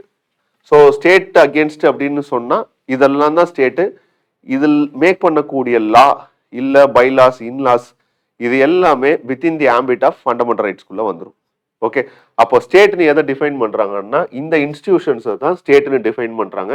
ஈவன் பிரைவேட் இண்டிவிஜுவலும் ஸ்டேட்டோட டெஃபனேஷனுக்குள்ள வரும். எப்போ அப்படின்னா அது ஸ்டேட் பண்ணக்கூடிய ஆக்டிவிட்டிஸோ இல்லை ஸ்டேட்டுக்கு எய்ட் பண்ணக்கூடிய அத்தாரிட்டியாவோ இருந்தா அதுவும் டெஃபனேஷன் ஆஃப் தி ஸ்டேட்டுக்குள்ள தான் வரும். ஓகே, ஸோ அப்போ ஸ்டேட்னா எது அப்படின்னு பார்த்தீங்கன்னா யூனியன் கவர்மெண்ட் அது ரெலவெண்ட்டான இன்ஸ்டிடியூஷனும் ஸ்டேட் கவர்மெண்ட்குள்ளே தான் வருது. ஓகே, தட் இஸ் ஸ்டேட்குள்ளே தான் வருது. ஸ்டேட் கவர்மெண்ட்டும் அதுக்குள்ளே தான் வருது. Local government, urban local bodies, public institutions create பண்ணியிருக்கிறது, இது எல்லாமே டெஃபினேஷன் ஆஃப் த ஸ்டேட்குள்ளே வர்றதான். இதை தான் ஃபர்ஸ்ட் ஆர்டிகல் 12ல சொல்கிறாங்க. ஓகே, அடுத்து ஆர்டிகல் 13 எதை பற்றி பேசுது? ஆர்டிகல் 13 எதை பற்றி பேசுது அப்படின்னு பார்த்தீங்கன்னா, இன்கேஸ் ஒரு லா ஸ்டேட் மேக் பண்ணுறாங்க அப்படின்னா, ப்ரொவைடட் அது ஃபண்டமெண்டல் ரைட்ஸில் இருக்கக்கூடிய ப்ரொவிஷன்ஸை வயலேட் பண்ணுச்சு அப்படின்னா, தட் இஸ் இன்கன்சிஸ்டன்ட்னு சொல்கிறாங்க. இன்சென்ஸ் செல்லாதுன்னு சொல்கிறாங்க. அப்போது இதில் எது உள்ளே வந்துடுது அப்படின்னா, லாக்கான டெஃபனேஷன்ஸ் உள்ளே வந்துடுது. ஸ்டேட்டோட கெப்பாசிட்டி எவ்வளோ அப்படிங்கிறது உள்ளே வந்துடுது. இன்டைரக்டாக இந்த ஒரு பர்டிகுலர் ஆர்டிகல் தான் ஜுடிஷியல் ரிவ்யூவை என்ஷூர் பண்ணுது. In sense protector of the constitution or guardian of the fundamental rights judiciary அப்படின்னு சொல்கிறோம் அப்படின்னா, அப்போ ஜுடிஷியல் ரிவ்யூக்கு உட்பட்டதாக இருக்கணும் இல்லையா? அப்படின்னா ஜுடிஷியரி கேள்வி கேட்கக்கூடிய இடத்துல அந்த ப்ரொவிஷனை கான்ஸ்டியூஷன் என்ஷூர் பண்ணியிருக்கணும் இல்லையா? கான்ஸ்டியூஷன் ஜுடிஷியரிக்கு பவர் கொடுத்துருக்கணும். எப்போ இந்த மாதிரி இந்த ரைட்ஸ்லாம் வயலேட் ஆச்சுன்னா நீ கேள்வி கேளு அப்படிங்கிறத சொல்லணும்னா அது ஜுடிஷியல் ரிவ்யூ அப்படின்னு சொல்லுவோம். அந்த ஒரு ரைட்ஸை இன்ஃபர்டு பண்ணுறது ஜுடிஷியரி எங்கேருந்து எடுத்துக்குது அப்படின்னா, ஆர்டிகல் 13ல இருந்து தான் எடுத்துக்குது. That is an inferred rights. That is இன்டைரக்டாக மென்ஷன் பண்ணியிருக்கக்கூடிய rights. A law inconsistent with or in derogation of the fundamental rights தான் அதோட topic. That is article 13 declares that all laws, okay, all laws that are inconsistent. இன்கன்சிஸ்டன்ட்னா முரண்பட்டதா, inconsistent with or in derogation of, அதோட ஃபண்டமெண்டல் ரைட்ஸோட குவாலிட்டியை குறைக்கக்கூடிய விஷயமா இருந்தா அது என்னன்னு சொல்றாங்கன்னா ஷால் பி வாய்டுன்னு சொல்றாங்க. இன்சென்ஸ் செல்லாதுன்னு சொல்றாங்க. அப்ப இது எதுக்கான ஒரு ப்ரொவிஷனா வருதுன்னா, implicitly it implicits doctrine of judicial review. Okay, இப்போ அந்த லா யார் மேக் பண்றது அப்படின்னா 12க்குள்ள போயிடலாம். Government of India, state government, local government, urban local bodies, இந்த மாதிரி டெஃபினேஷன்ஸ்குள்ள வந்துடலாம். தட் இஸ் ஆர்டிகல் 13 சொல்லக்கூடிய விஷயம். இதோட லாங்கிறது எதுங்கிறதையும் 13(3) சொல்லிடுது. எது லா அப்படிங்கிற டெஃபினேஷனையும் 13(3) சொல்லிடுது. எதெல்லாம் லா அப்படின்னா, permanent law enacted by parliament or state legislature, a temporary law like even ordinance, okay, அவசர கால சட்டம்னு சொல்லுவோம். ஆர்டினன்ஸ்ங்கிறதுமே எதுக்குள்ளதான் வருது? லா டெஃபினேஷனுக்குள்ளதான் வருது. issued by president or governor. Okay, அடுத்து statutory instruments in the nature of delegated legislations to executive. Okay, delegated லெஜிஸ்லேஷன்னா நீங்க power இன்னொருத்தருக்கு டெம்பரவரியா share பண்றீங்க அப்படின்னா, ஓகே, கொடுக்கக்கூடிய ஆர்டரோ, பைலாவோ, ரூல்ஸோ, ரெகுலேஷன்ஸோ, எதுவாக இருந்தாலும் நோட்டிஃபிகேஷன்ஸ், இது எல்லாமே லாவோட டெஃபினேஷனுக்குள்ள தான் வருது. ஈவன் நான் லெஜிஸ்லேட்டிவ் சோர்ஸ் ஆஃப் லா, நான் லெஜிஸ்லேட்டிவ் சோர்ஸ் ஆஃப் லாங்கிறது நம்ம ப்ராக்டிஸ் பண்ணக்கூடிய சொசைட்டியில் இருக்கக்கூடிய காமனான பிலீஃப் இல்ல ரிலிஜியஸ் கோடு, இது எல்லாமே எதுக்குள்ளதான் வருது? லாவோட டெஃபினேஷனுக்குள்ள தான் வருது. Customs or usage of having the force of law. So இந்த ப்ரொவிஷன்ஸ் எல்லாமே லான்னு தான் டெஃபினேஷனுக்குள்ள வருது. அப்ப இந்த லாவை, ஓகே, இன் கேஸ் ஃபண்டமெண்டல் ரைட்ஸோட முரண்பட்டதா இருந்தாலோ இல்ல இருக்கக்கூடிய ஃபண்டமெண்டல் ரைட்ஸ்ல இருக்கக்கூடிய ப்ரொவிஷன்ஸை நியூட்ரலைஸ் பண்றதோ இல்ல அதோட தன்மையை குறைக்கக்கூடியதா இருந்தாலோ இது எதுவுமே என்னன்னு சொல்றாங்க? செல்லாதுன்னு சொல்லிடுறாங்க. ஓகே, ஸோ அதுதான் இன்கன்சிஸ்டன்ட்னு சொல்றாங்க. So that is an observation with respect to article 13 read பண்ணும்போது. இதுல ஒரு எக்ஸம்ஷன் கொண்டு வந்திருந்தாங்க, பட் இன்னைக்கு அதோட situation is something different.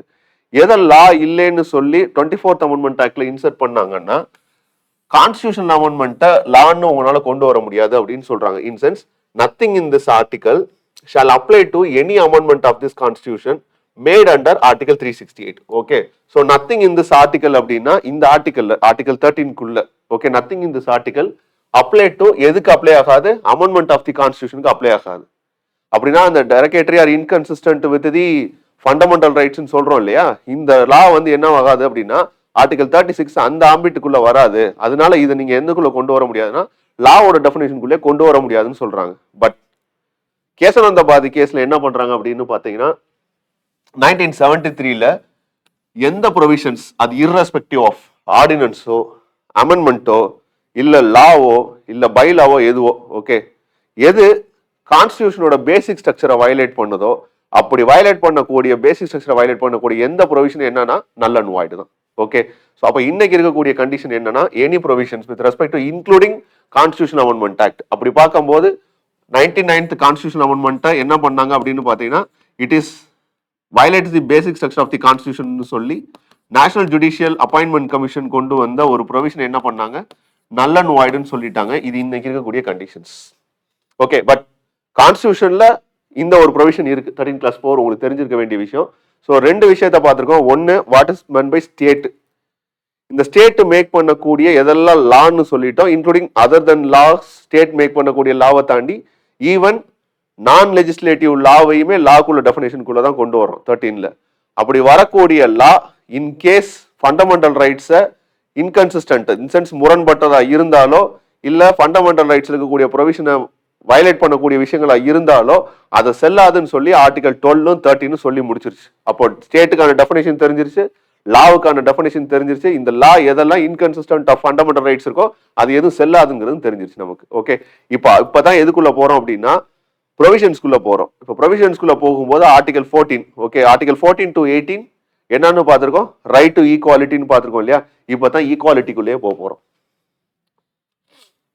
So what is meant by equality?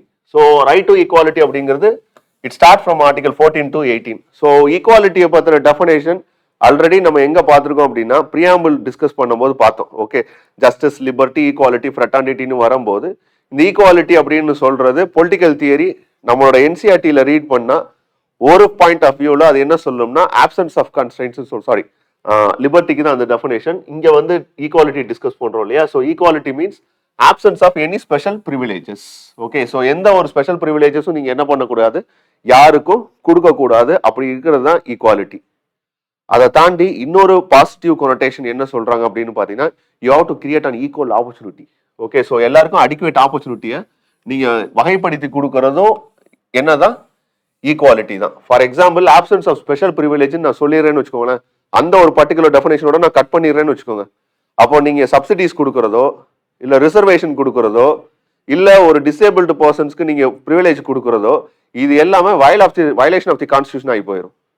அப்போ இதோட தான் சேர்த்து படிக்கணும். எதோட, அந்த ஆப்சன்ஸ் ஆஃப் எனி ஸ்பெஷல் ப்ரிவிலேஜஸ்க்கு அடுத்து ஒரு லைன் வருது இல்லையா, it has to be that is adequate opportunity for all individuals சொல்றீங்க இல்லையா. ஸோ இதோட சேர்த்து படிக்கணும். அப்போ சர்டன் லெவல் ஆஃப் ப்ரிவிலேஜஸ் கொடுக்கப்படும். யாருக்கு அப்படின்னா to the disadvantage, not for the privilege classes. Already privilege கிளாஸஸ்ல இருக்கிறவங்களுக்கு நீங்க ஒரு ஸ்பெஷல் ப்ரிவிலேஜ் கொடுக்குறீங்கன்னு வச்சுக்கோங்களேன், அதுதான் தட் இஸ் இன்இக்வாலிட்டி.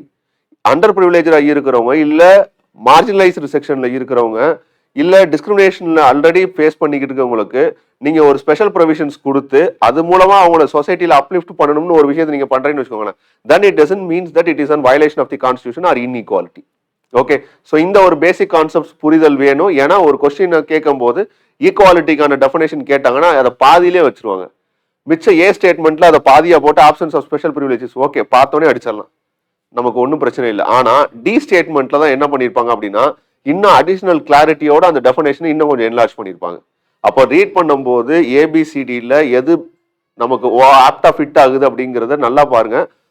4 ஸ்டேட்மெண்ட்டையும் ரீட் பண்ணாம ஒரு கொஸ்டின் ஆன்சர் பண்ணிடாதீங்க. ஸோ அதை தான் சொல்ல வரேன். ஓகே, ஸோ இப்போ அப்ஜெக்டிவ் ஆஃப் தி ஸ்டேட் என்னன்னா that is nothing but to ensure social economic political equality.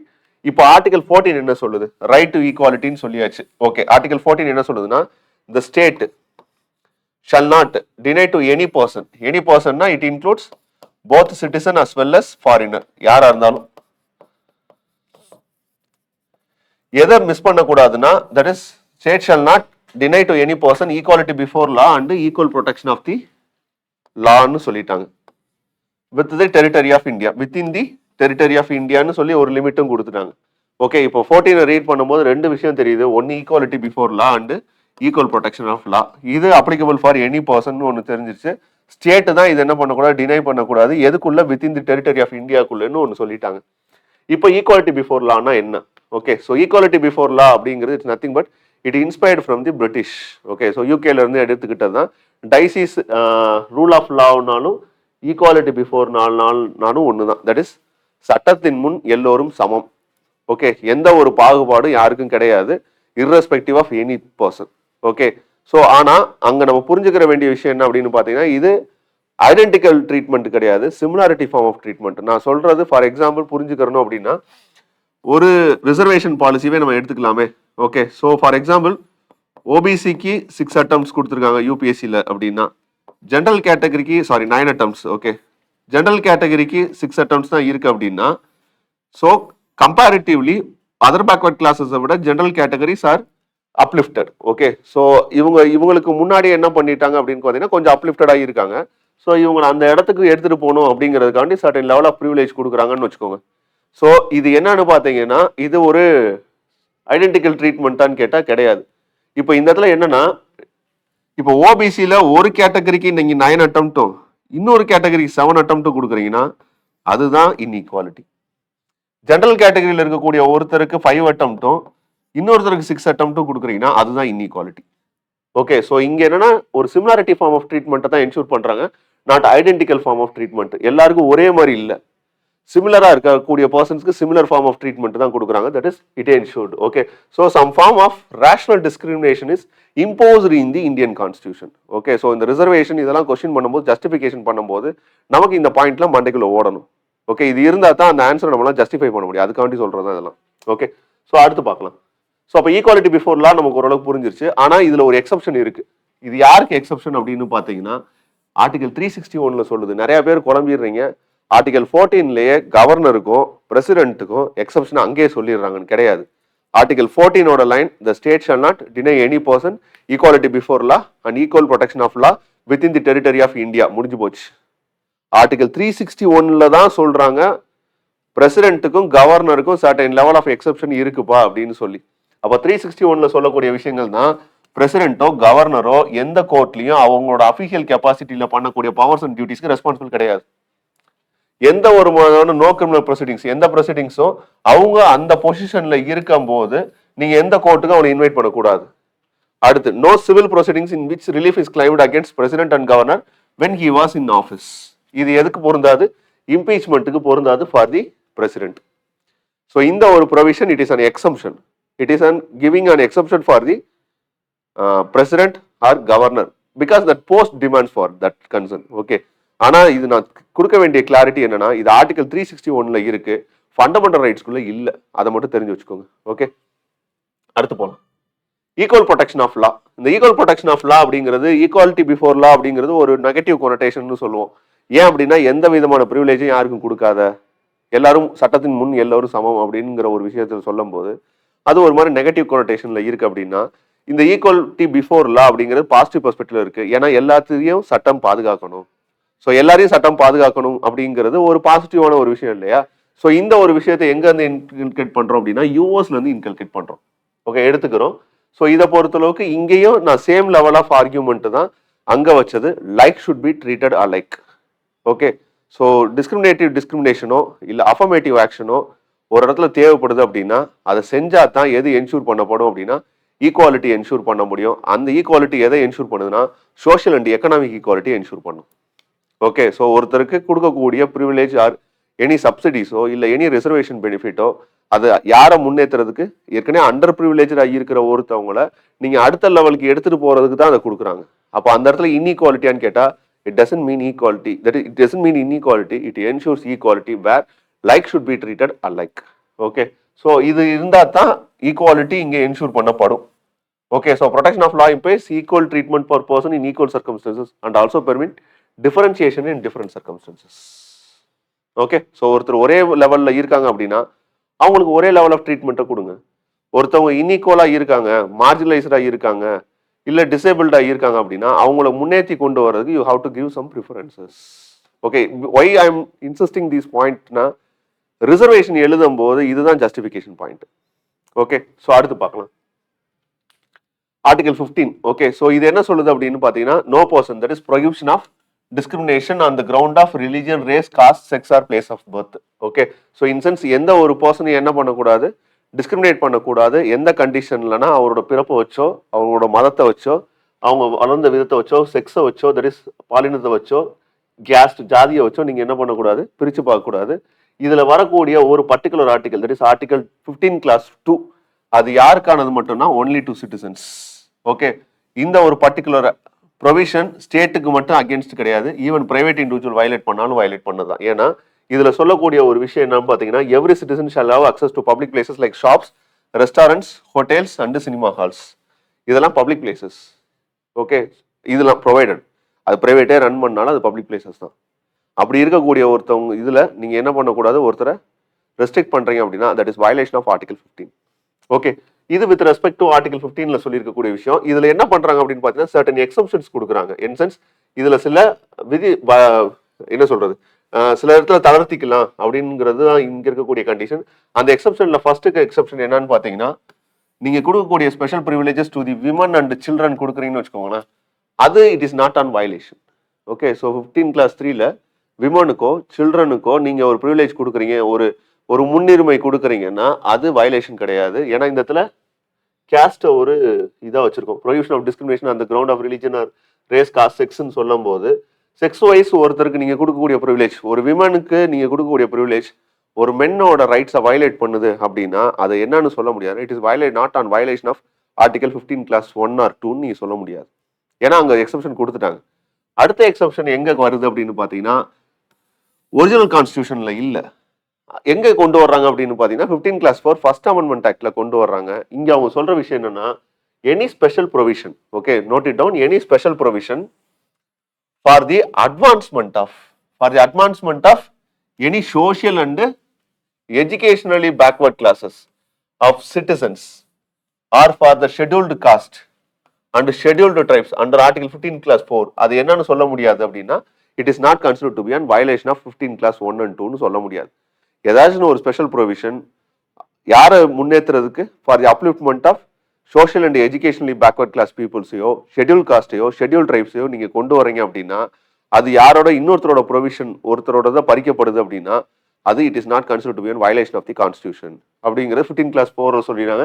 இந்த கண்டிஷன் எல்லாமே நான் உங்களுக்கு பின்னாடி கேஸ் ஸ்டடிஸ் வரும்போது சொல்றேன். ஓகே, அடுத்த கண்டிஷன் என்ன சொல்றாங்க அப்படின்னு பாத்தீங்கன்னா இது 15 கிளாஸ் 5ல கொண்டு வந்த ஒரு ப்ரொவிஷன். இதுல என்ன சொல்லியிருப்பாங்க அப்படின்னு பாத்தீங்கன்னா educational institution including private educational இன்ஸ்டிடியூஷன்ல எய்டடோ அன்எய்டடோ, அது ஸ்டேட்டோட எய்டடோ அன்எய்டடோ எக்ஸப்ட் மைனாரிட்டி இன்ஸ்டிடியூஷன்ஸ் தவிர மற்ற எல்லா இடத்துலையுமே என்ன அப்படின்னு பாத்தீங்கன்னா எஜுகேஷன்ல ஒரு சில சீட்ஸை யாருக்கு ரிசர்வ் பண்ணி ஆகணும்னா to the schedule caste schedule tribes ஓபிசிஸ்க்கு ரிசர்வ் பண்ணி வைக்கணும் அப்படிங்கிறது தான் கண்டிஷன். அமெண்ட்மெண்ட்டை மட்டும் பார்த்து வச்சுக்கோங்க, 93rd அமெண்ட்மெண்ட் முக்கியமான அமெண்ட்மெண்ட். ஓகே, அடுத்து special provision for economically weaker section இப்போ கொண்டு வந்தது. ஓகே, 2019 ஆக்ட்ல 103 அமெண்ட்மெண்ட் ஆக்ட்ல கொண்டு வந்த ஒரு ப்ரொவிஷன். இது யாருக்கானது அப்படின்னு பார்த்தீங்கன்னா economically weaker section other than already who enjoyed the benefits of reservation. Okay, already who enjoyed the benefits of reservation அப்படின்னா அது ஓபிசி. ஓகே, சென்ட்ரல் லிஸ்ட்ல பார்க்கும்போது அதர் பேக்வர்ட் கிளாஸஸ்ன்னு ஒன்று சொல்லிடுறாங்க, ஷெட்யூல் காஸ்ட்னு சொல்லிடுறாங்க, ஷெட்யூல் ட்ரைப்ஸ்ன்னு சொல்லிடுறாங்க. இதை தாண்டி இன்னொரு கேட்டகரி வருது, அது ஜென்ரல் கேட்டகரியில இருக்கிறவங்க.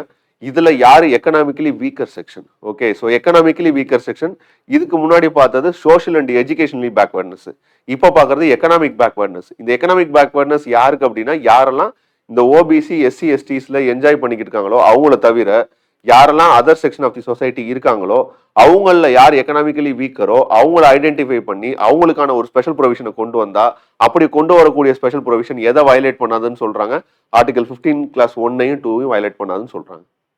அது 15 கிளாஸ் 6ல கொண்டு வந்த ஒரு அமெண்ட்மெண்ட். இது எப்போ கொண்டு வந்தது அப்படின்னா 2019ல 103rd அமெண்ட்மெண்ட் ஆக்ட்ல கொண்டு வர்றாங்க. ஸோ இதுதான் இதுல இருக்கக்கூடிய ப்ரொவிஷன். இதுல என்ன பண்றாங்க அப்படின்னா ஒரு 10% அடிஷனல் ரிசர்வேஷன் கொண்டு வர்றாங்க in the educational institutions as well as in the employment. Okay, so இது கொஞ்சம் டீட்டெயில் நம்ம டிஸ்கஸ் பண்ணலாம் பின்னாடி. ஓகே, எக்ஸ்பிளனேஷன் வரும்போது யார் எக்கனாமிக்கலி வீக்கர் செக்ஷனுங்கிறது யார் நோட்டிஃபை பண்ணுவாங்கன்னா from time being state notify பண்ணும். ஓகே, ஸோ கன்சர்ன் ஸ்டேட்டோ இல்லை சென்ட்ரல் கவர்மெண்ட்டோ அதை நோட்டிஃபை பண்ணும். ஸோ இதெல்லாம் கண்டிஷன்ஸ் பார்த்து எக்கனாமிக்கலி வீக்கர் செக்ஷனுக்கு இருக்கக்கூடிய ப்ரொவிஷன்ஸ். ஸோ 15 ஓரளவுக்கு உங்களுக்கு ஒரு கிளாரிட்டி கிடைக்கும்னு நினைக்கிறேன். போதும், இவ்வளோ போதும். ஓகே, ஸோ 15 ரெலவெண்ட்டான கொஸ்டின்ஸ் அவ்வளோ பெருசாக கேட்டது இல்லை. ஓகே, ஸோ இது வரைக்கும் கேட்டதுன்னு பார்த்தீங்கன்னா ஆர்டிகல் 19 கேட்டிருக்காங்க, ஓவராலாக தான் கேட்டிருக்காங்க, பேசிக்ஸ் தான் கேட்டிருக்காங்களே தவிர இன்டெப்த்தாக உள்ளே போய் ஆர்டிகல்குள்ளே என்ன சொல்கிறாங்க அப்படிங்கிறதான் இது வரைக்கும் கேட்டதில்லை.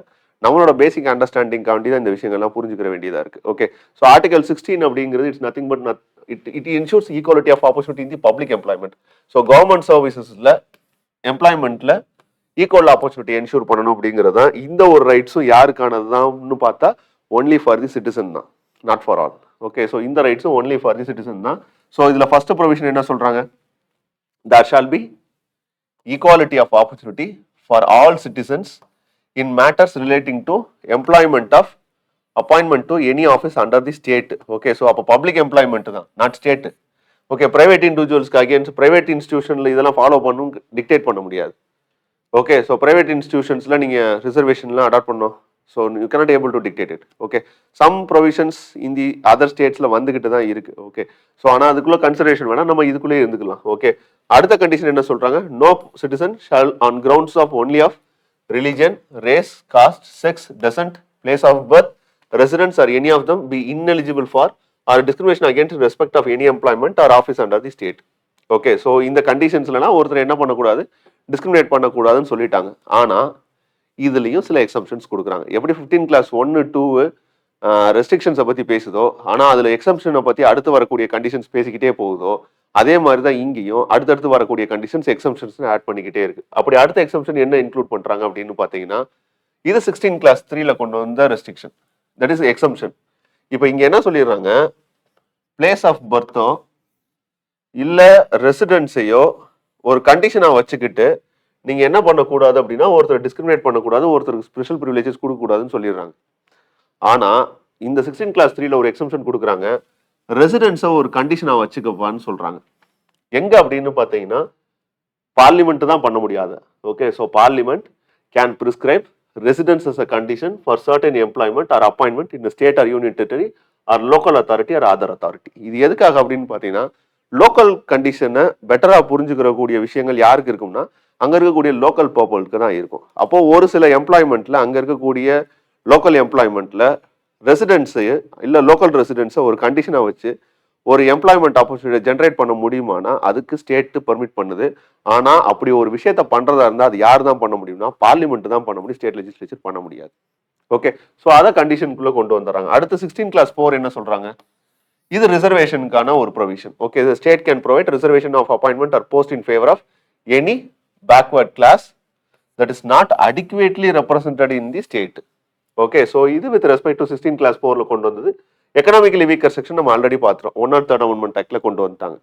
அப்போ இந்த 16 கிளாஸ் 3, 16 கிளாஸ் 4, 16 கிளாஸ் 5 வந்து ரிலீஜியஸ் இன்ஸ்டிடியூஷன்ஸ்ல, ஃபார் எக்ஸாம்பிள் ஒரு கோவில் இருக்குன்னு வச்சுக்கோங்களேன், அங்க நீங்க வந்து ஒருத்தர் அப்பாயிண்ட் பண்றீங்க அப்படின்னா அதர் ரிலீஜியன்ல இருக்கக்கூடிய ஒரு பர்சனை என்ன பண்ண முடியாது அப்படின்னா, ஃபார் எக்ஸாம்பிள் ஒரு ஏதோ ஒரு பொசிஷனுக்கு நம்ம பண்றோம் அப்படின்னா அந்த கண்டிஷன்ஸ் அதுல இருக்கக்கூடிய ப்ரொவிஷன்ஸ் தெரியாது இல்லையா. ஸோ அப்போ அது ஒரு சில கிரைட்டீரியாவை கொண்டு வந்திருப்பாங்க. 16 கிளாஸ் 5ல இருக்கும். ஓகே, அந்த ஒரு எக்ஸம்ஷன்ஸ் கொடுத்துருப்பாங்க. 16 கிளாஸ் 6 எக்கனாமிக்கலி வீக்கர் செக்ஷனுக்கு கொடுக்கக்கூடிய ப்ரிவிலேஜ்.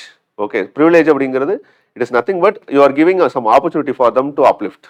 ஓகே, ஸோ அப்போ இதெல்லாமே பப்ளிக் எம்ப்ளாய்மெண்ட்ல இருக்கக்கூடிய விஷயம். இது எங்க கொஸ்டின் பண்ணப்படுதுன்னா ரிசர்வேஷன் பாலிசியை தான் கொஸ்டின் பண்ணப்படுது. Okay, so reservation we all know that is an hot debate. Okay, so அது ஒரு பெரினியல் இஷ்யூன்னே நம்மளால சொல்ல முடியும். ஓவராலா வருஷமா அந்த பிரச்சனை போய்கிட்டு இருக்கு, ஏதாவது ஒரு இஷ்யூ போய்கிட்டு தான் இருக்கும். ஓகே, ஸோ ரீசெண்டாவோட சப் கேட்டகரைசேஷன் ஆஃப் ஷெட்யூல் காஸ்ட்டுக்கு ஜுடிஷியரி என்ன பண்ணாங்க அப்படின்னா அதை ஹோல்டு பண்ணாங்க. இன்சென்ஸ் அது செல்லும் அப்படிங்கிற ஒரு விஷயத்த சொன்னாங்க. இங்கேயும் நம்ம தமிழ்நாட்டிலேயும் sub categorisation of schedule caste பண்றோம். ஓகே, ஸோ அருந்ததியர் செக்ஷனுக்கு நம்ம பண்றோம் இல்லையா. ஸோ அந்த விஷயம் தான். ஸோ இது போக Marathas they argued for reservation in the state employment. Then apart from that sub categorisation of OBC தேவைன்னு சொல்லி சென்ட்ரல் கவர்மெண்ட் லெவலில் ரோஹிணி கமிஷன் ஒன்று அப்பாயிண்ட் பண்ணாங்க. ஸோ இதெல்லாம் perennial issue. Okay, then in தமிழ்நாட்டோட 69% ரிசர்வேஷன் இன்னும் கொஸ்டின் பண்ணப்படுது. இந்த 10% ஆஃப் எக்கனாமிக்கலி வீக்கர் செக்ஷன் ரிசர்வேஷனை கொஸ்டின் பண்ணப்பட்டுச்சு. அப்போ ஓவராலாக நமக்கு என்ன தெரியணும் அப்படின்னு பார்த்தீங்கன்னா, இந்த ரிசர்வேஷன் ஒரு பெரினியல் இஷ்யூ. ஸோ இது ரெலவெண்ட்டான மெயின்ஸ் கொஸ்டின் எப்போ ட்ரிகர் பண்ணுறதுக்கு ஸ்கோப் இருக்கு, பிலிம்ஸ் பர்ஸ்பெக்டிவ்ல அதை கேட்கறதுக்கான சான்சஸ் இருக்குன்னு வச்சுக்கோங்களேன். அப்போ இதுக்கு சில ஸ்டாக் பாயிண்ட்ஸ் தேவைப்படுது. இன்சென்ஸ் நமக்கு அட்லீஸ்ட் ஜஸ்டிஃபை பண்ணுறதுக்குனாச்சும் தேவைப்படுது. ரிசர்வேஷனை ஜஸ்டிஃபை பண்ணுறதுக்கு நம்ம ஈக்குவாலிட்டியை ஆர்டிகல் 14 வச்சோ ஆர்டிகல் 16 வச்சோ சொசைட்டியில் இருக்கக்கூடிய சில விஷயங்களை வச்சோ நம்மளால என்ன பண்ணிட முடியும்னா ஜஸ்டிஃபை பண்ண முடியும். அதை தாண்டி சம் அடிஷனல் பாயிண்ட்ஸ் தேவைப்படுது இல்லையா.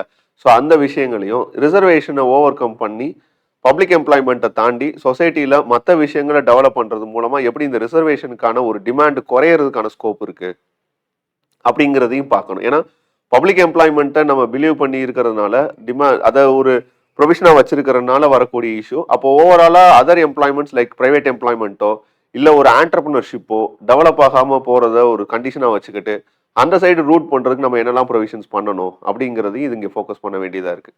அப்போ ஓவராலாக பார்க்கும்போது ரிசர்வேஷன் அப்படிங்கிற ஒரு கண்டிஷன் எப்போ இருந்து ஸ்டார்ட் ஆகுதுன்னா 1951 பிரச்சனை ஆகுது. இந்த ஃபர்ஸ்ட் அமெண்ட்மெண்ட் ஆக்ட்னு நான் சொன்ன 15 கிளாஸ் 4லையும் சரி, 16 கிளாஸ் 3லையும் சரி கொண்டு வந்ததுக்கான ரீசன் இந்த அமெண்ட்மெண்ட் தான். ஓகே, 1928ல கவர்மெண்ட் தட் இஸ் மெட்ராஸ் ப்ராவின்ஸில் ஒரு ஜிஓ பாஸ் பண்ணுறாங்க ரிசர்வேஷனுக்காக. இந்த reservation after amendment that is constitution எனாக்ட்மெண்ட்டுக்கு அப்புறமும் கன்டினியூ ஆகுது. இதனால என்ன ஆகுதுன்னா ஒரு மெடிக்கல் காலேஜில் ஒரு சீட்டு மறுக்கப்படுது. அப்போது அந்த கேஸ் என்ன வருது அப்படின்னு பார்த்தீங்கன்னா சுப்ரீம் கோர்ட்டுக்கு வருது. சுப்ரீம் கோர்ட்டுக்கு வரும்போது அந்த கம்யூனல் ஜிஓ 1928 செல்லாதுன்னு சொல்கிறாங்க. தட் இஸ் ரிசர்வேஷன் செல்லாது அப்படின்னு சொல்கிறாங்க. ஏன்னா it violates the article 15 clause 2 and 16 clause 2 or 16 clause 1 அப்படின்னு சொல்லிடுறாங்க. அப்போ அதை ஓவர் கம் பண்ணுறதுக்காண்டி வந்தது தான் இந்த first amendment act 1951. It order provision in the article 15 clause 4 and 16 clause 3. Okay, so அந்த ப்ரொவிஷன் தான் நம்ம இதுக்கு முன்னாடி பார்த்தது. ஸோ அப்போ ஃபர்ஸ்ட் கேஸ் என்ன அப்படின்னு பார்த்தீங்கன்னா இந்த ஃபர்ஸ்ட் கான்ஸ்டியூஷன் அமெண்ட்மெண்ட்ல எதையும் சேர்த்து எனாக்ட் பண்ணியிருப்பாங்கன்னா இந்த 15 கிளாஸ் 4ங்கிற ஒரு ப்ரொவிஷன் எனாக்ட் பண்ணியிருப்பாங்க. இதுக்கப்புறம் என்ன டிபேட் ஸ்டார்ட் ஆகுது அப்படின்னா ஓகே, ஷெட்யூல் காஸ்ட் ஷெட்யூல் ட்ரைப்ஸை பொறுத்தளவுக்கு ஒரு கிளாசிஃபிகேஷன்ஸ் நமக்கு கிடைச்சிருது. அதர் பேக்வர்ட் கிளாஸஸ் யாரு, அவங்களுக்கான ரிசர்வேஷன் எப்படி கொடுக்குறது அப்படின்னு வரும்போது லிஸ்ட் அவுட் பண்ண சொல்லி ஒரு கமிட்டி ஒன்று ஃபார்ம் பண்ணுறாங்க. தட் இஸ் காக்கா காலேக்கர் கமிஷன். ஓகே, இந்த காக்கா காலேக்கர் கமிஷன் என்ன பண்ணுறாங்க அப்படின்னு பார்த்தீங்கன்னா பேக்வர்ட் கிளாஸ் கமிஷனோட பேக்வர்ட் கிளாஸ் கமிஷன் சொல்லுவாங்க. யாரெல்லாம் அதர் பேக்வர்ட் கிளாஸஸ் அப்படின்னு சொல்லி லிஸ்ட் அவுட் பண்ண சொல்லுவாங்க 1953ல. But that is outnumbered. Okay, ரொம்ப அதிகமாக இருக்கும். ஸோ அதனால என்ன பண்ண மாட்டாங்கன்னா அதை பெருசாக எடுத்துக்கிற மாட்டாங்க. இன்பிட்வீன் ஒரு ஜட்மெண்ட் ஒன்று வரும், முக்கியமான judgement. That is MR Balaji case 1961ல. இந்த ரிசர்வேஷன் இந்த ஜட்மெண்ட்ல தான் எது அப்ஹெல்ட் பண்ணுவாங்கன்னா ஃபர்ஸ்ட் டைம் 50% மேலே ரிசர்வேஷன் தாண்டக்கூடாது அப்படின்னு சொல்லுவாங்க. இன்சென்ஸ் அதுக்கு மேலே போச்சுன்னா அது எஃபிஷியன்சியை டைல்யூட் பண்ணுற மாதிரி ஆயிரும். ஸோ 50% மேலே ரிசர்வேஷன் எடுத்துகிட்டு போகாதீங்கிறது. That is Indra Sawhney case தான் ஃபர்ஸ்ட் அப்படி சொல்லிச்சான்னு கேட்டால் இல்லை, அதுக்கு முன்னாடி எம்ஆர் பாலாஜி கேஸ் சொல்லிடுச்சு அப்படிங்கிறது நமக்கு ஒரு நோட் கொடுக்கணும் அப்படிங்கிறதுக்காண்டி தான். இதுக்கப்புறம் என்ன பண்ணுறாங்க, ஒரு கமிஷன் ஒன்று அப்பாயின்ட் பண்ணுறாங்க 1978ல. That is Mandal commission. இந்த மண்டல் கமிஷன் கொடுத்த ரிப்போர்ட்டை அடுத்து 10 வருஷத்துக்கு யாரும் இன்னமும் எடுக்கல. ஓகே, ஆனால் அதுக்கப்புறம் 1989ல என்ன பண்ணுறாங்க அப்படின்னு பார்த்தீங்கன்னா இந்த மண்டல் கமிஷன் கொடுத்த ரிப்போர்ட் படி என்ன பண்ணுறாங்க அப்படின்னு பார்த்தீங்கன்னா ரிசர்வேஷனை ஒதுக்குறாங்க. That is reservation to the OBC அப்படிங்கிறத சென்ட்ரல் கவர்மெண்ட் இதில் இன்னமும் ரீட்ரேட் பண்ணி ஒரு எஃபிஷியண்ட்டாக உள்ளே கொண்டு வர்றாங்க. ஸோ அப்படி வரும்போது அந்த இடத்துல ஒரு கேஸ் வருது. That is Indra Sawhney case. Okay, so இந்த இந்திரா ஷகானி கேஸ் டிஸ்கஸ் பண்ணுறதுக்கு முன்னாடி இதை பார்த்துட்டு போயிடலாம். ஓகே, கான்ஸ்டியூஷன் ப்ரொவிஷன் எதெல்லாம் பப்ளிக் எம்ப்ளாய்மெண்ட் என்ஷூர் பண்ணுதுன்னா ஆர்டிகல் 14 நம்ம சொன்னது தான். 15 கிளாஸ் 4, 16 கிளாஸ் 4, 29 கிளாஸ் 2 பின்னாடி வரும்போது பார்க்கலாம். அடுத்து national commission for backward class 102nd amendment act. அடுத்து இந்த ஆர்டிகல் 335 வச்சு தான் போனோட ஒரு கொஸ்டின் கேட்டிருந்தாங்க 2023ல. என்ன கேட்டிருந்தாங்க அப்படின்னா இந்த 335 16 கிளாஸ் 4ஓட கோரிலேட் ஆகி போகணுமா அப்படிங்கிற மாதிரி ஒரு கொஸ்டின் கேட்டிருந்தாங்க. ஸோ இதை வச்சு ஒரு கொஸ்டின் ஆன்சர் பண்ணலாம், நான் பின்னாடி சொல்கிறேன் உங்களுக்கு. ஓகே, அடுத்து இந்த இந்திரா ஷகானி கேஸ் அப்படிங்கிறது it's lead. Okay, Mandal commission கொடுத்ததுக்கப்புறம் அவங்க வச்சிருந்ததை வச்சு ரிசர்வேஷனை வந்து பப்ளிக் எம்ப்ளாய்மெண்ட்ல கொண்டு வர்றாங்க, எஸ்பெஷலி சென்ட்ரல் கவர்மெண்ட் சர்வீசஸில். அதை கொஸ்டின் பண்ணி ஒரு ஜட்மெண்ட் வருது. That is Indra Sawhney case. Okay, landmark ஜட்மெண்ட்னு சொல்லுவோம். இதில் என்ன சொல்கிறாங்க அப்படின்னு பார்த்தீங்கன்னா ரிசர்வேஷனை அப்ஹெல்ட் பண்ணிட்டாங்க. இன்சென்ஸ் செல்லும். ஓகே, ரிசர்வேஷன் அது ஒன்றும் வயலேஷன் கிடையாது அப்படின்னு சொல்லிட்டாங்க. பட் கண்டிஷன்ஸ் என்ன இம்போஸ் பண்ணுறாங்கன்னா நீங்கள் இம்போஸ் பண்ணக்கூடிய ரிசர்வேஷன் அப்படிங்கிறது மெயின்லி எது பேஸ் பண்ணி தான் இருக்கணும்னா சோஷியல் பேக்வர்ட்னஸ் வச்சு தான் இருக்கணும் அப்படிங்கிறது ஒன்று சொல்லிடுறாங்க. அடுத்து ரிசர்வேஷனோட லிமிட் எவ்வளோக்கு மேலே போகக்கூடாதுன்னா 50%க்கு மேலே போகக்கூடாது. ஓபிசிக்கான ரிசர்வேஷன் 27%க்கு மேலே போகக்கூடாது. அடுத்து 50% சீலிங் லிமிட் தான் இருக்குன்னுங்கிறது கண்டிஷனான்னு கேட்டால் இல்லை, சம்டைம்ஸ் எக்ஸம்ட் ஆகலாம். ஓகே, ஸோ இந்த ஒரு ஜட்மெண்ட் தான் இப்போ இருக்கக்கூடிய 103rd அமெண்ட்மெண்ட் ஆக்டில் 10% எக்கனாமிக்கலி வீக்கர் செக்ஷனுக்கு கொடுக்கும்போது அப்போ 50%ல இருந்து அடிஷனலாக ஒரு 10% போகும்போது அப்போ இந்திரா ஷகானி கேஸில் 50% தானே கொடுத்துருக்காங்க அப்படின்னா 50% தாண்டி போகலாம். ஆனால் அதுக்கான ஜஸ்டிஃபிகேஷன் வேணும் அப்படிங்கிறத சொல்லியிருப்பாங்க. அப்போ அந்த ஒரு கிளாஸ் தான் இங்கே சப்ஸ்டான்ஷியேட் ஆகும். அடுத்து முக்கியமான ஒன்று, கொடுக்கக்கூடிய ரிசர்வேஷன்ஸ் நீங்கள் இம்போஸ் பண்ணக்கூடிய விஷயங்கள் எல்லாமே எதுக்கு உட்பட்டது தான் subject to judicial review. Okay, so இதை தான் அவங்க சொல்லியிருப்பாங்க. அடுத்து இப்போ ரீசெண்டாக வந்தது இந்த Janhit Abhiyan versus union of India. இது எதை வச்சுன்னா 103rd அமெண்ட்மெண்ட் ஆக்டில் ரிசர்வேஷனை வச்சு வந்த ஒரு ஜட்மெண்ட். இந்த ஜட்மெண்ட்ல என்ன சொல்றாங்க அப்படின்னு பார்த்தீங்கன்னா treating economically weaker section as a separate class would be a reasonable classification தான் சொல்லிட்டாங்க. ஓகே, என்ன காரணம் அப்படின்னா they are economically backward. So அப்போ அது ஒரு ரீசனபிள் கிளாசிஃபிகேஷன்ஸ் தான். இதில் ஏன் வந்து ஓபிசியோ ஷெட்யூல் காஸ்டோ ஷெட்யூல் ட்ரைப்ஸோ உள்ள கொண்டு வரல அப்படின்னா already they are enjoying the benefit. So அப்போ அது ஒரு டபுள் பெனிஃபிட் ஆயிரும் அப்படிங்கிறதும் அது ரிவர்ஸ் டிஸ்கிரிமினேஷனுக்குள்ள கொண்டு போயிடும் அப்படிங்கிறனால அது செல்லும் அப்படின்ட்டாங்க. கடைசியாக என்ன சொல்லியிருக்காங்கன்னா சீலிங் லிமிட் இஸ் ஃபிளெக்சிபிள் தான் அப்படின்ட்டாங்க. அப்போ இந்த ஜட்மெண்ட் எதுக்கு நமக்கு சப்போர்ட் பண்ணும் அப்படின்னா நம்ம அடாப்ட் பண்ணியிருக்கக்கூடிய 69% ஆஃப் ரிசர்வேஷனும் it is coming under the judicial scrutiny தான். அப்போ இதெல்லாம் சப்ஸ்டான்ஷியேட்டிங் பாயிண்ட்னு சொல்ல முடியும். ஓவராலாக இதுதான் ஹிஸ்ட்ரி வித் ரெஸ்பெக்ட் டு ரிசர்வேஷனை பேஸ் பண்ணி நடந்த ஜட்மெண்ட்ஸ், லீகல் ப்ரொசீடிங்ஸ் எல்லாமே. இப்போ ஏன் ரிசர்வேஷன் தேவைப்படுது, why reservation demand by all அப்படின்னா, ஃபர்ஸ்ட் ரிசர்வேஷன் ஏன் தேவைப்படுது அப்படின்னா, இவ்வளோ ஒரு டிமாண்ட் வருதுன்னா கவர்மெண்ட் ஜாப்ஸ்க்கான ஸ்கோப் கம்மியாகிட்டே வருது. In sense position call for பண்ணுறது ரொம்ப டே பை டே குறைஞ்சிக்கிட்டே வருது அப்படிங்கிறது ஒரு காரணம்னு சொல்கிறாங்க. ஓகே, அடுத்து என்னன்னா, ஒரு டைம் பீரியட்ல ரிசர்வேஷன் வேணான்னு சொல்லிக்கிட்டு இருந்த கம்யூனிட்டிஸ் இப்போ ரிசர்வேஷன் வேணும்னு சொல்றாங்க அப்படின்னா, அப்போ ரிசர்வேஷன் அந்த அளவுக்கு டெமோக்ரட்டைஸ் ஆயிருக்கு. ஓகே, அந்த அளவுக்கு போய் சேர்ந்துருக்கு. அதனால பெனிஃபிட் அடைஞ்சவங்களும் இருக்காங்க அப்படிங்கிறது தான் அது முன் வைக்குது. ஸோ அது ஒரு காரணம். இதெல்லாம் ஸ்டாக் பாயிண்ட்ஸ். அடுத்து லேண்ட் ஃப்ராக்மெண்டேஷன். ஸோ அப்போ இருந்த ஒரு பாப்புலேஷன் ப்ரொஃபைலில் அவங்களுக்கு இருக்கக்கூடிய லேண்டு ஒன்றா இருந்துச்சு. பாப்புலேஷன் எக்ஸ்ப்ளோஷன் நடந்ததுக்கு அப்புறம் என்ன ஆகுதுன்னா, ஒரே ஃபேமிலியில் 9 to 6 மெம்பர்ஸ் வரும்போது அப்போ அவங்களுக்கு ஏற்றாப்படி லேண்டை நீங்கள் என்ன பண்ணி கொடுக்கணும், பிரித்து கொடுக்கணும். அப்போ லேண்ட் ஃப்ராக்மெண்டேஷன் நடக்குது. அப்போ லேண்ட் ஃப்ராக்மெண்டேஷன் நடக்கும்போது ஆட்டோமேட்டிக்காக அவங்களுக்கு வரக்கூடிய ரெவன்யூ குறையுது. அப்போ அடிஷ்னல் ஆல்டர்னேட் ஜாப்ஸ்ன்னு பார்க்கும்போது இது ஒரு வெல் ஜாபாக தெரியுது. ஓகே, அடுத்து high skills expected by the private institutions. So demand of private expectations அதிகமாக இருக்கு. தென் பிரைவேட் ஜாப்ல மோஸ்ட்லி என்ன ஆகுதுன்னா, இப்போ கான்ட்ராக்ட் லேபர் சிஸ்டம் போகிறதுனால அப்போ இது பர்மனன்ட் ஜாபாக இருக்கிறதுனால அதை ஒரு கண்டிஷனை யூஸ் பண்ணுறாங்க. Poor social security, incense pensions, RD, PF, so இந்த மாதிரி விஷயங்கள்லாம் நமக்கு எங்கே கிடைக்கும் அப்படின்னு பார்த்தீங்கன்னா ரிசர்வேஷனில் கிடைக்கிறதுனால, தட் இஸ் கவர்மெண்ட் எம்ப்ளாய்மெண்ட்டில் கிடைக்கிறதுனால இதை ஒரு டூலாக யூஸ் பண்ணுறாங்க. ஸோ இதெல்லாம் ரீசன்ஸ் பார்த்து ரிசர்வேஷன். அடுத்து இதில் ஓவர் கம் பண்ணுறதுக்கு என்ன பண்ணணும், இந்த ஒரு டிபேட்டை என்ன பண்ணணும், சார்ட் அவுட் பண்ணணும்னா ஃபர்ஸ்ட் கேஸ்ட் பேஸ் சென்சஸ் நீங்கள் எடுக்கணும். Then only you come to know that who are all the real beneficiaries of reservation and who are all still struggling to get reservation benefit. So இந்த sub categorisation அப்படிங்கிறது it's nothing but இது already நடந்துருச்சு. Sub categorisation of OBC தமிழ்நாட்டில் நடந்துருச்சு. Sub categorisation of schedule caste தமிழ்நாட்டில் நடந்துருச்சு. இது ஓவராலாக யூனியன் கவர்மெண்ட் கொண்டு வரதுக்கான ஒரு ப்ரொவிஷன் தான் இப்போ நடந்துகிட்டு இருக்கு. ஓகே, ஸோ இந்த சப் கேட்டகரைசேஷன் ஆஃப் ரிசர்வேஷன் அப்படிங்கிறது ரோஹிணி கமிஷன் மூலமாக ரிப்போர்ட் இருக்கு. பட் இன்னும் அடுத்த லெவல் ஆஃப் ஆக்ஷன்ஸ் என்னங்கிறது தெரியல. ஓகே, அடுத்து ஹரிசாண்டல் ரிசர்வேஷன் என்ஷூர் பண்ணி ஆகணும் for the women empowerment or to ensure gender equality. இதுவும் தமிழ்நாடு கவர்மெண்ட் பண்ணிட்டாங்க. அடுத்து harness e governance for the overall development. இதெல்லாம் ஸ்டாக் பாயிண்ட்ஸ். ஓகே, ஸோ இது சும்மா நம்ம ஜஸ்டிஃபிகேஷன் சொல்றதுக்காண்டி அண்ட் ரெக்வயர்டு லேபர் ரிஃபார்ம்ஸ் தேவைப்படுது. ஏன்னா அந்த social security reason, contract labour system இதெல்லாம் தானே பிரச்சனை. அப்போ இதெல்லாம் ஓவர் கம் பண்ணால் கொஞ்சம் நமக்கு என்ன கிடைக்கும் அப்படின்னு பார்த்தீங்கன்னா, கவர்மெண்ட் ஜாப் மேலே இருக்கக்கூடிய ப்ரெஷர் குறையும். அப்போ ஆட்டோமேட்டிக்காக கொஞ்சம் ஷிஃப்ட் ஆகும்போது இங்கே ஒரு சில பர்சன்ஸ் என்ன ஆவாங்க அப்படின்னா, better employment at the private கிடைக்கும் போது they move on there. So அதை தான் அவங்க ஆர்கியூமெண்ட் பண்ணுறது. So stock points of this one. So இதை வச்சுக்கிட்டு உங்களால் ஒரு மெயின்ஸ் ஆன்சரை எழுதிட முடியும். அடுத்து abolition of untouchability. Abolition of untouchability அப்படிங்கிறது இட்ஸ் நத்திங் பட் தீண்டாமை. ஓகே, ஸோ தீண்டாமைங்கிறது அப்சல்யூட்டாவே கான்ஸ்டியூஷன் என்ன பண்ணுது, எதிர்க்குது. ஓகே, கூடவே கூடாது அப்படின்னு சொல்லுது at any form. Okay, at any form அன்டச்சபிலிட்டிங்கிற ஒரு ஆக்டிவிட்டியை ஒருத்தர் பண்ணுறாரு அப்படின்னா தே ஷுட் பி பனிஷ்டு. அவ்வளோதான். அப்போ untouchability violates rule of law அப்படிங்கிற ஒன்று. Then dignity of the individual completely அப்ரப்டா வயலேட் பண்ணும். இங்கே கான்ஸ்டியூஷன் என்ன சொல்லுதுன்னா, untouchability is abolished and its practice in any form is forbidden. The enforcement of any disability arising out of untouchability shall be an offense punishable in accordance with the law ன்னு சொல்லிட்டாங்க. Okay, so அப்போ objective என்னன்னு பார்த்தீங்கன்னா nothing but to avoid inhuman practice ஒன்று. Okay, and it is an absolute right. Okay, so இது என்னன்னா இதில் போய் நான் ரீசனபிள் ரெஸ்ட்ரிக்ஷன் பண்ணுறேன்லாம் பண்ண முடியாது. Okay, then one more thing is applicable against state as well as private individuals. So இது ஒரு அப்சர்வேஷன்.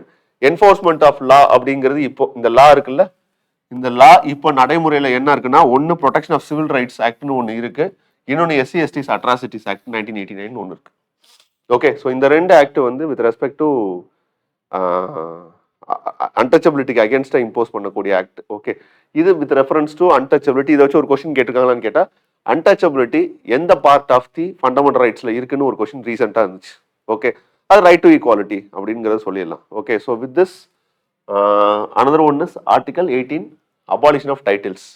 ஸோ இந்த அபாலிஷன் ஆஃப் டைட்டில்ஸ் அப்படிங்கிறது நத்திங் பட் இது ஒரு விதமான டிஸ்கிரிமினேஷனை கொண்டு வரும் அப்படிங்கிறது தான். தட் இஸ் ராஜ் பகதூர் அப்படின்லாம் ராவ் அப்படின்லாம் சொல்லும் போது அது ஒரு title given from the side of the British government for their well wishers. அப்போ இது காலப்போக்கில் என்ன ஆகுது அப்படின்னு பார்த்தீங்கன்னா, ஒரு விதமான டிஸ்கிரிமினேஷனை கிரியேட் பண்ணும் அப்படின்னு சொல்லி கான்ஸ்டியூஷன்ல இருக்கக்கூடிய ப்ரொவிஷன்ஸ்ல இது ஒன்று இன்சர்ட் பண்றாங்க. தட் இஸ் டைட்டில்ஸ் யாருக்கும் கொடுக்கக்கூடாது. முக்கியமா யாருக்கு கொடுக்கக்கூடாதுன்னா ஸ்டேட்டு கொடுக்கக்கூடாது. ஓகே, ஸோ ஸ்டேட்டு தான் ஃபர்ஸ்ட் டார்கெட் பண்றாங்க. ஸ்டேட்டு யாருக்கும் எந்த விதமான டைட்டிலும் கொடுக்கக்கூடாது. ஆனா ஒரு எக்ஸப்ஷன் அதோட கண்டிஷன் அட்டாச் பண்றாங்க. அப்போ என்ன சொல்றாங்க அப்படின்னு பாத்தீங்கன்னா, no title, okay, not being a military or academic distinction, இது ரெண்டு exemption shall be conferred by the state. State மிலிட்டரியும் அகாடமிக் டிஸ்டிங்ஷனையும் தாண்டி வேற எந்த டைட்டிலையும் யாருக்கும் கொடுக்கக்கூடாது அப்படிங்கிறது கண்டிஷன். அடுத்து என்ன சொல்றாங்கன்னா, no citizen of India shall accept any title from any foreign state. Foreign ஸ்டேட்ல கொடுக்கக்கூடிய டைட்டிலையும் அக்செப்ட் பண்ணக்கூடாது.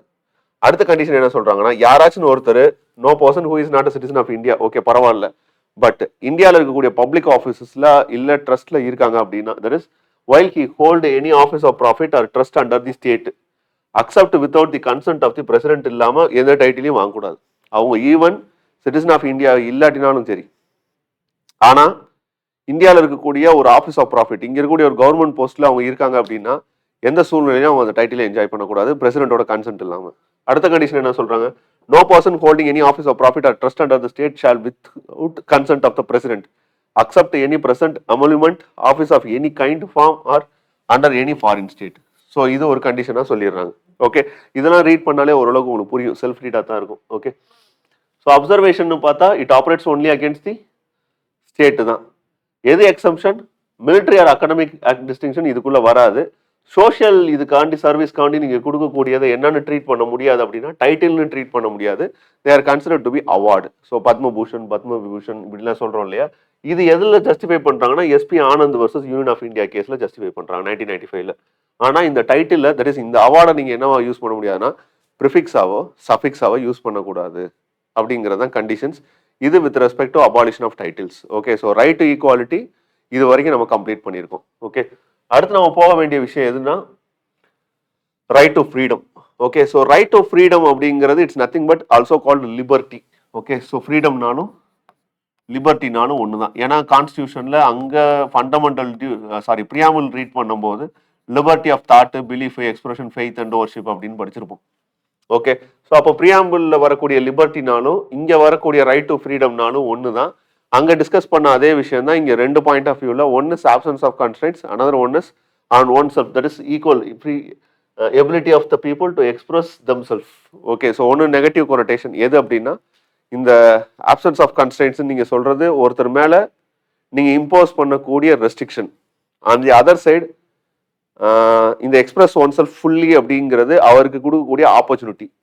ஸோ ரெண்டுமே ஃப்ரீடமோட கண்டெக்ஸ்ட் தான். ஒன்று நெகட்டிவ் சைடில் பார்க்கும்போது அவருக்கு மேலே இம்போஸ் பண்ணக்கூடிய ரெஸ்ட்ரிக்ஷன், அதை நீங்கள் தளர்த்துறது ஒரு விதமான ஃப்ரீடம். ஒருத்தர் அவருக்கு என்ன வேணுங்கிறத செய்யறதுக்கான ஒரு விஷயத்தை நீங்கள் அனுமதிக்கிறீங்க அப்படின்னா அது ஒரு விதமான freedom. That is an positive connotation, another one is an negative connotation. That's all. சும்மா பேசிக் அண்டர்ஸ்டாண்டிங்காண்டி, ஏன்னா இது யூபிஎஸ்சி கொஸ்டின். இந்த ஸ்பெஷல் ப்ரிவிலேஜஸ்ங்கிறது ஒன்று ஆப்சன்ஸ் ஆஃப் கன்ஸ்ட்ரெயின்ட்ஸ்னு ஒரு டாபிக் பதில் ஆப்சன்ஸ் ஆஃப் ரெஸ்ட்ரெயின்ட்ஸ்னு இருந்துச்சு இந்த இடத்துல. ஓகே, அடுத்த ஒரு பாயிண்ட் தான் one self to freely express them selves அப்படிங்கிறது. இது மூணாவது ஸ்டேட்மெண்ட்டாவோ நாலாவது ஸ்டேட்மெண்ட்டாவோ இருந்துச்சு. ஓகே, ஸோ இதுவும் பொலிட்டிக்கல் தியரியிலேருந்து எடுத்த ஸ்டேட்மெண்ட் தான். ஓகே, ஸோ இம்பார்ட்டன்ஸ் அப்படின்னு பார்த்தா இந்த ஃப்ரீடமை பொறுத்தளவுக்கு இது core of the human society. ஏன்னா இதில் டிஸ்கஸ் பண்ணக்கூடிய ஆர்டிகல் ரொம்ப முக்கியமானது. ஏன்னா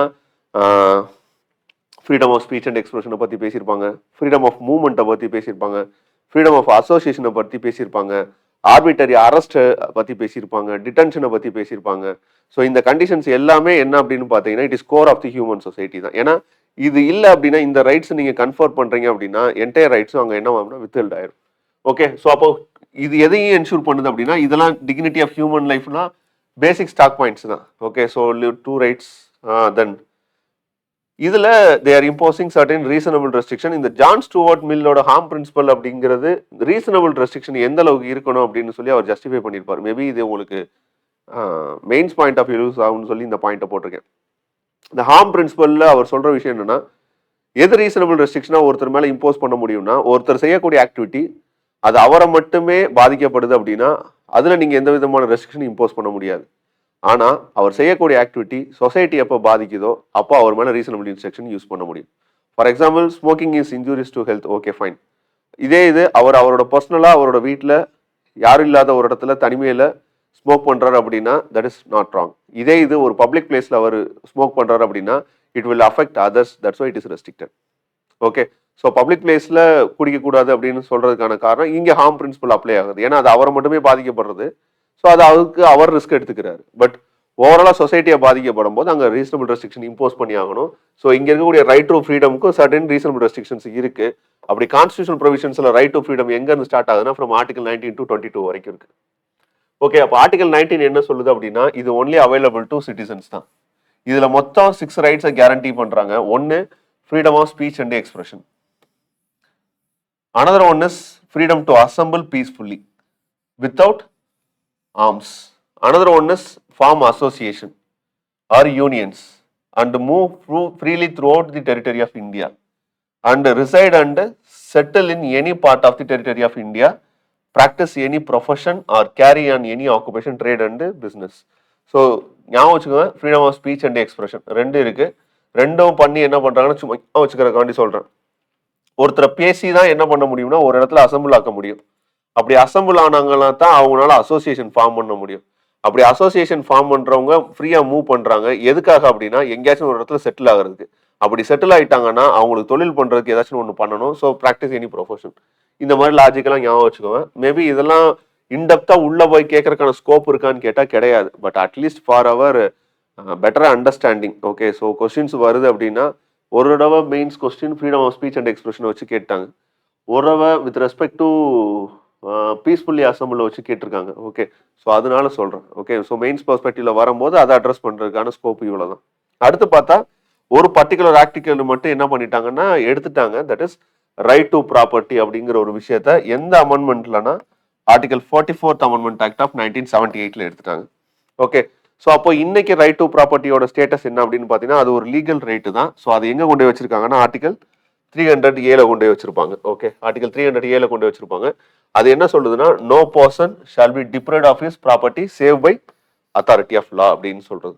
ஓகே, ஸோ இது வித் ரெஸ்பெக்ட் டு ஆர்டிகல் 19ல இருக்கக்கூடிய ரைட்ஸ். இதுல ஆர்டிகல் 19 கிளாஸ் 1 கிளாஸ் ஏ என்ன சொல்லுது? ஆர்டிகல் 19ல சொல்லக்கூடிய விஷயங்கள் எல்லாமே natural rights inherent to the status of India. இது எல்லாமே not absolute with reasonable restrictions இருக்குன்னு சொல்லியாச்சு. ஆர்டிகல் 19 கிளாஸ் 1 கிளாஸ் ஏ இந்த ஒரு பர்டிகுலர் ப்ரொவிஷனோட இம்பார்ட்டன்ட் மட்டும் என்ன அப்படின்னா இந்த ஒரு ரைட்ஸை மட்டும் நீங்க வித்ஹெல்ட் பண்ணீங்கன்னா இன்சென்ஸ் ரெஸ்ட்ரிக்ட் பண்றீங்க அப்படின்னா வேற எந்த ரைட்ஸையும் உங்களால என்ஜாய் பண்ண முடியாது. ஏன்னா உங்களுக்கு ஏதாவது ஒரு ரைட்ஸ் வயலேட் ஆகுதுன்னா அதை நீங்க சொல்றதுக்கு ஒரு ஸ்பேஸ் இருக்கணும், ஒரு உரிமை இருக்கணும் இல்லையா? இந்த ஒரு பர்டிகுலர் ரைட்ஸவே நான் ஸ்டாப் பண்றேன்னு வச்சுக்கோங்களேன், அப்போ உங்களால என்ன எக்ஸசைஸ் பண்ண முடியாதுன்னா எந்த ரைட்ஸுமே உங்களால என்ஜாய் பண்ண முடியாது. ஸோ அப்போ article 19 is considered to be one of the most important article in the fundamental ரைட்ஸ்னு சொல்றோம். That's why it is considered to be an matrix and it help for the civilisation. ஏன்னா ஸ்பீச்ங்கிறது it's not only about speech. ஆர்ட்டும் அதுக்குள்ள தான் வரும், டிராயிங்கும் அதுக்குள்ள தான் வரும், கல்ச்சரும் அதுக்குள்ள தான் வரும், சிங்கிங் எல்லாமே அதுக்குள்ள தான் வரும். அப்போ ஒரு சிவிலைசேஷன் டெவலப் ஆகணும் அப்படின்னா இந்த freedom of speech is very much important. Okay, அடுத்து ஸ்பீச் பண்றது மட்டும்தான், that is right to listen but not to லிசனுங்கிறதும் என்னதான் ஒரு ஃபண்டமெண்டல் ரைட்ஸ் தான். ரைட் நாட் டு ஸ்பீக்குங்கிறதும் ஒரு ஃபண்டமெண்டல் ரைட்ஸ் தான். ஸ்பீச் எந்த அளவுக்கு ஃபண்டமெண்டல் ரைட்ஸோ நாட் டு ஸ்பீக்குங்கிறதும் ஃபண்டமெண்டல் ரைட்ஸ் தான். ரைட் டு லிசன்ங்கிறது ஃபண்டமெண்டல் ரைட்ஸ் தான். அதே மாதிரி ரைட் நாட் டு லிசன்ங்கிறது ஃபண்டமெண்டல் ரைட்ஸ் தான். Okay, these are all the inferred rights. அடுத்து ரீசனபிள் ரெஸ்ட்ரிக்ஷன் அப்படிங்கிறது ஓவராலாவே இது எல்லாத்துலயுமே வரும். Sovereignty and integrity of India, security of the state, then public order, மொராலிட்டிய இல்ல டிஃபமேஷன் ஆர் இன்சைட்மெண்ட், இது எல்லாமே ஓவராலா இந்த ஃபார்ம் ஆஃப் அசோசியேஷன் வரும்போது இல்ல ரிசைட் ஆர் செட்டில்னு வரும்போது ஷெட்யூல் ட்ரைப்ஸ் ஏரியாஸ்குள்ள போகக்கூடாது, இன்னர் லைன் பெர்மிட்டுக்குள்ள இருக்கக்கூடாது, இதெல்லாம் ரீசனபிள் ரெஸ்ட்ரிக்ஷன்ஸ். இதுக்குள்ளலாம் பெருசா ஃபோக்கஸ் பண்ணாதீங்க, சும்மா இதெல்லாம் அப்படியே போயிடலாம், கமா கிராஸ் பண்ணி போயிடலாம். ஓகே, ஸோ இதுல ரீசனபிள் ரெஸ்ட்ரிக்ஷன்ஸ் இருக்கு. At the same time they are subject to judicial review. Okay, நான் ரீசனபிள் ரெஸ்ட்ரிக்ஷன்ஸ் இம்போஸ் பண்றேன் அப்படின்னா particular provision is subject to judicial review. அப்படி இருந்ததுனால தான் இன்னைக்கு அது மேஜர் ஜட்மெண்ட்ஸ் எல்லாம் நிறைய வந்திருக்கு நமக்கு. ஓகே, ஸோ அப்படி பார்க்கும்போது இது with respect to article 19 clause 1 clause A. Okay, so judicial அப்சர்வேஷன்ஸ்னு வரும்போது சம் லேண்ட்மார்க் ஜட்மெண்ட்ஸை மட்டும் நான் வந்து போட்டிருக்கேன் உங்களுக்கு. எதுக்குன்னா மெயின்ஸ்க்கு நீங்க யூஸ் ஆகும் அப்படிங்கிறக்காண்டி. இந்த Romesh Thappar versus state of Madras இந்த கேஸ்ல என்ன சொல்றாங்க அப்படின்னு பாத்தீங்கன்னா ரைட் டு ஸ்பீச் அப்படிங்கிறது it also includes right to press.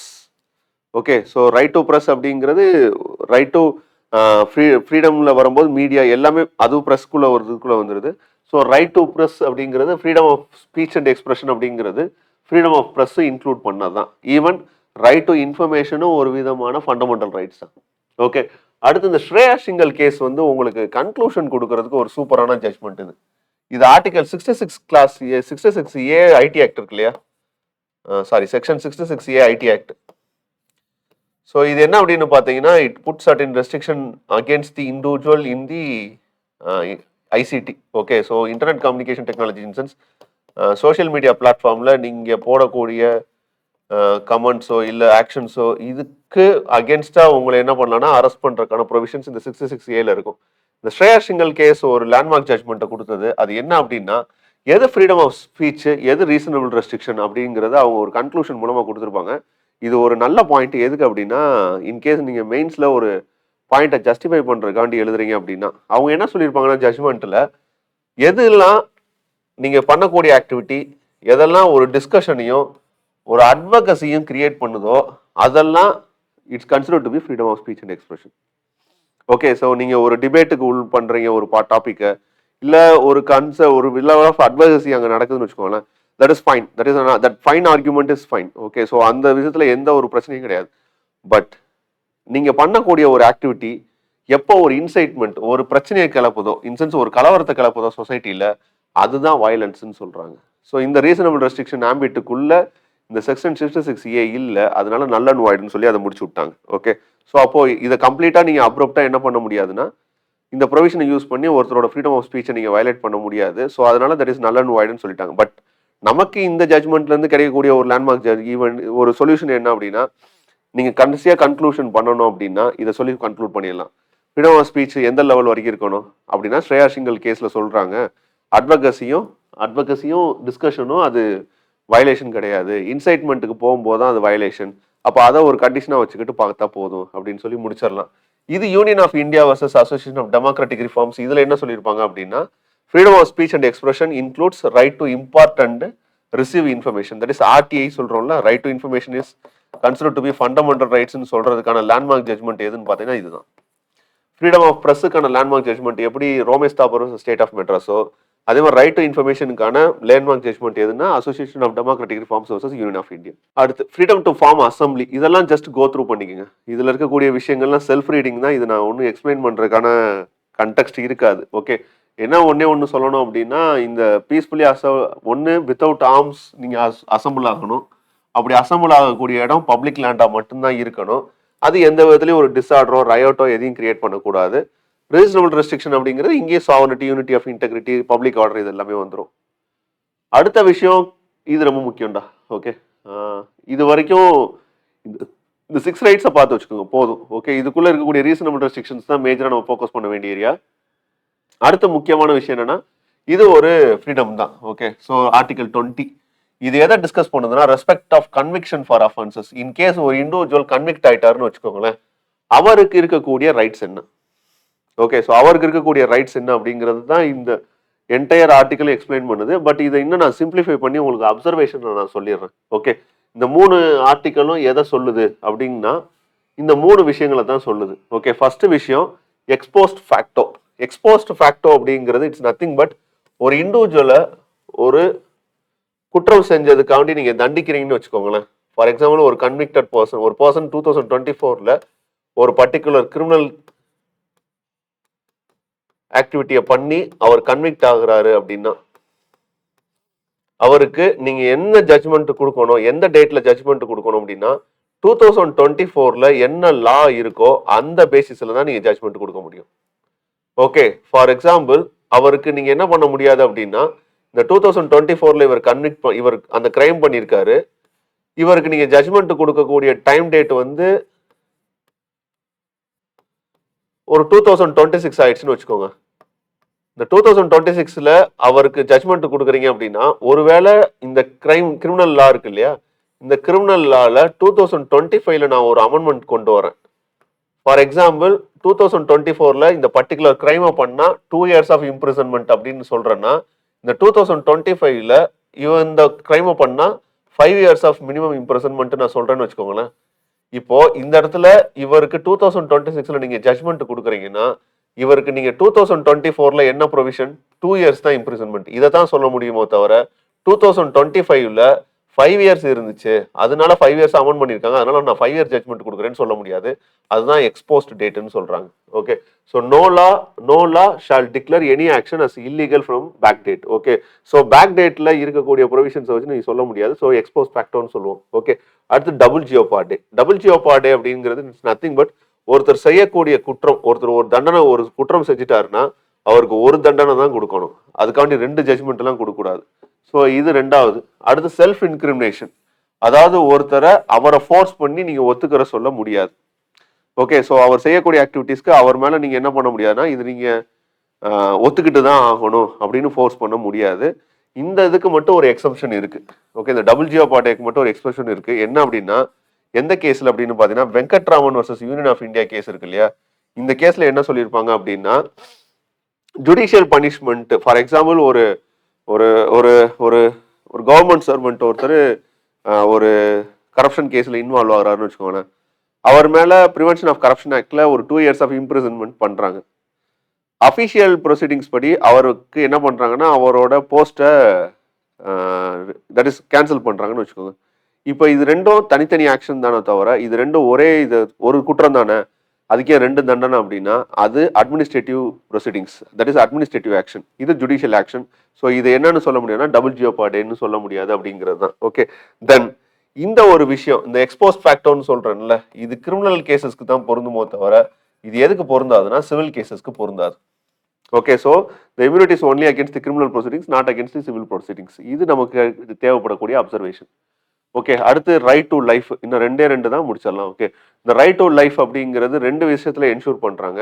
One is a protection of life and personal liberty இது ஆர்டிகல் 21 பத்தி டிஸ்கஸ் பண்றது ஓவராலா இந்த protection of against arrest and detention சொல்றது இன் சர்டன் கேசஸ் இது ஆர்டிகல் 22 ஓகே அப்போ article 21ல என்ன சொல்றாங்க அப்படின்னா no person shall be deprived of his life or personal liberty that is right to லைஃப்னு சொல்லக்கூடிய விஷயம் ஓகே ஸோ இது except in accordance with the procedure establish by லா இது நம்ம ஆல்ரெடி எக்ஸ்பிளைன் பண்ணிட்டோம் ஓகே ஸோ என்ன அப்படின்னா ஒருத்தரோட லைஃபோ இல்லை பர்சனல் லிபர்ட்டியோ என்ன பண்ணக்கூடாதுன்னா வயலேட் பண்ணக்கூடாது ஆனா எக்ஸப்ஷன் என்ன கொடுத்துருக்காங்க ப்ரொசீஜர் எஸ்டாப்ளிஷ் பை லான்னு சொல்லிட்டாங்க இது என்ன மீன் பண்ணுது அப்படின்னா ஒருத்தருடைய ரைட் டு லைஃபை ஒரு executive at any reasons violate பண்ணக்கூடாது ஆனா ப்ரொவைடட் அதுக்கு ஒரு லா பேக்கப் இருந்துச்சுன்னா அந்த law if it is substantiated by procedure establish by லானா அது செல்லும் okay so or subject to the procedure establish by லானா அது செல்லும் அப்படின்னு சொல்லியாச்சு இந்த ப்ரொசீஜர் எஸ்டாப்ளிஷ் பை லா அப்படிங்கிறது எங்க எடுத்துக்கிட்டோம் அப்படின்னா யூகேல இருந்து எடுத்துக்கிட்டோம்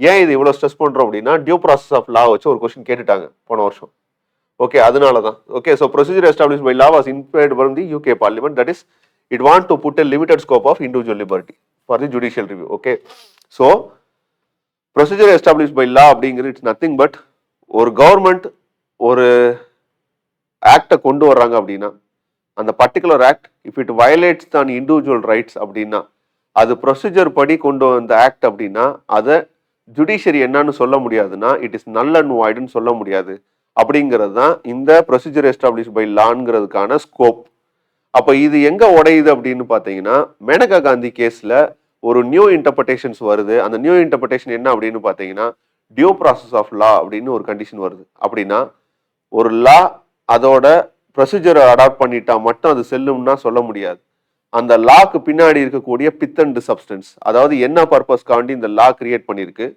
இந்த லா இன்டைரக்டா யாரை வயலேட் பண்ணுது அப்படிங்கிறது that is it should be fair and applicable okay so ஃபேரா இருக்கணும் அப்படிங்கிறது தான் ப்ரொசீஜர் அடாப்ட் பண்ணா மட்டும் அந்த லா செல்லாது சாரி செல்லும்னு சொல்ல முடியாது அதுக்கு ஒரு ரீசனபிளான ஃபேர் அப்ளிகேஷன் ஆஃப் லா இருந்தால் தான் அது செல்லும் so that is consider to be due process of law okay அப்போ டியூ ப்ராசஸ் ஆஃப் லா அப்படிங்கிற ஒரு டிஃபரன்சியேஷன் எங்க வருது அப்படின்னா மேனகா காந்தி கேஸ்ல தான் வருது in sense doctrine of procedural due process mandate that this procedural law must be fair just and reasonable நீங்க ப்ரொசீஜர் எஸ்டாப்ளிஷ் பை லா படியே கொண்டு வாங்க ஆனா அது என்னவா இருக்கணும்னா ஃபேர் ஜஸ்ட் அண்ட் ரீசனபிளா இருந்தா மட்டும்தான் அது செல்லும் அப்படின்னு சொல்லி முடிக்கிறாங்க இந்த கேஸ்ல இந்த டிஃபரன்சியேஷன் நமக்கு தெரியணும் அவ்வளவுதான் அடுத்து இன்ஃபர்ட் ரைட்ஸ் இதை பேஸ் பண்ணி ஏதாச்சும் வந்திருக்கான்னு கேட்டா so many rights where there right to privacy right to shelter right to health இந்த Puttaswamy versus union of India அப்படிங்கிறது ரீசெண்டா வந்த ஒரு இன்ஃபர்ட் ரைட்ஸ் ரீசெண்டாக ப்ரீவியஸ் இயர் கொஸ்டின்ஸில் நிறைய இடத்துல இது கேட்டிருக்காங்க, ஒரு 2-3 தடவை கேட்டாங்க.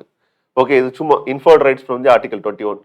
அடுத்து ஆர்டிகல் 21A இது 6 to 14 years amendment 86th constitution amendment ஆக்ட்ல கொண்டு வந்த ஒரு ப்ரொவிஷன். இதுல என்ன சொல்றாங்க, 6 to 14 இயர்ஸ் இருக்கக்கூடிய பர்சன்ஸுக்கு கம்பல்சரி எஜுகேஷன் நீங்க கொடுத்தாகணும் அப்படிங்கிறது தான் கண்டிஷன். இந்த particular amendment 86th amendment other பிளேசஸ்ல அமெண்ட்மெண்ட்டை கொண்டு வந்திருக்கு. ஒன்னு article 45, another one is article 51 clause A clause K. Okay, so இது ஃபண்டமெண்டல் டியூட்டிஸ்ல கொண்டு வந்த அமெண்ட்மெண்ட், இது டைரக்டிவ் பிரின்சிபல்ஸ் ஆஃப் ஸ்டேட் பாலிசியில கொண்டு வந்த அமெண்ட்மெண்ட். இதுக்கு முன்னாடி இந்த ரைட் டு எஜுகேஷன்ங்கிற ஒரு ப்ரொவிஷன் எங்க இருந்துச்சு அப்படின்னா ஆர்டிகல் 45ல இருந்துச்சு. அதை இப்போ எடுத்துட்டு வந்து எங்க வச்சுட்டாங்க அப்படின்னா ஆர்டிகல் 21A வச்சுட்டாங்க.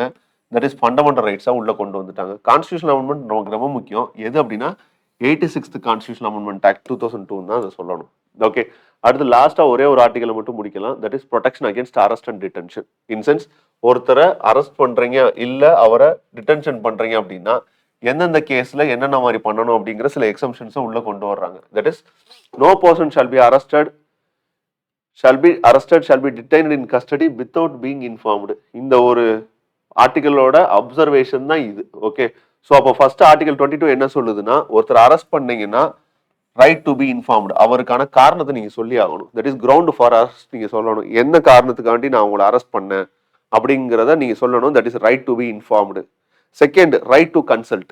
இந்த ரைட் டு கன்சல்ட் அப்படிங்கிறது நத்திங் பட் ஒரு அட்வொகேட்டவோ இல்ல ஒரு பர்சனவோ நீங்க கன்சல்ட் பண்றதுக்கான லீகல் ப்ரொவிஷனை நீங்க என்ஷூர் பண்ணணும்.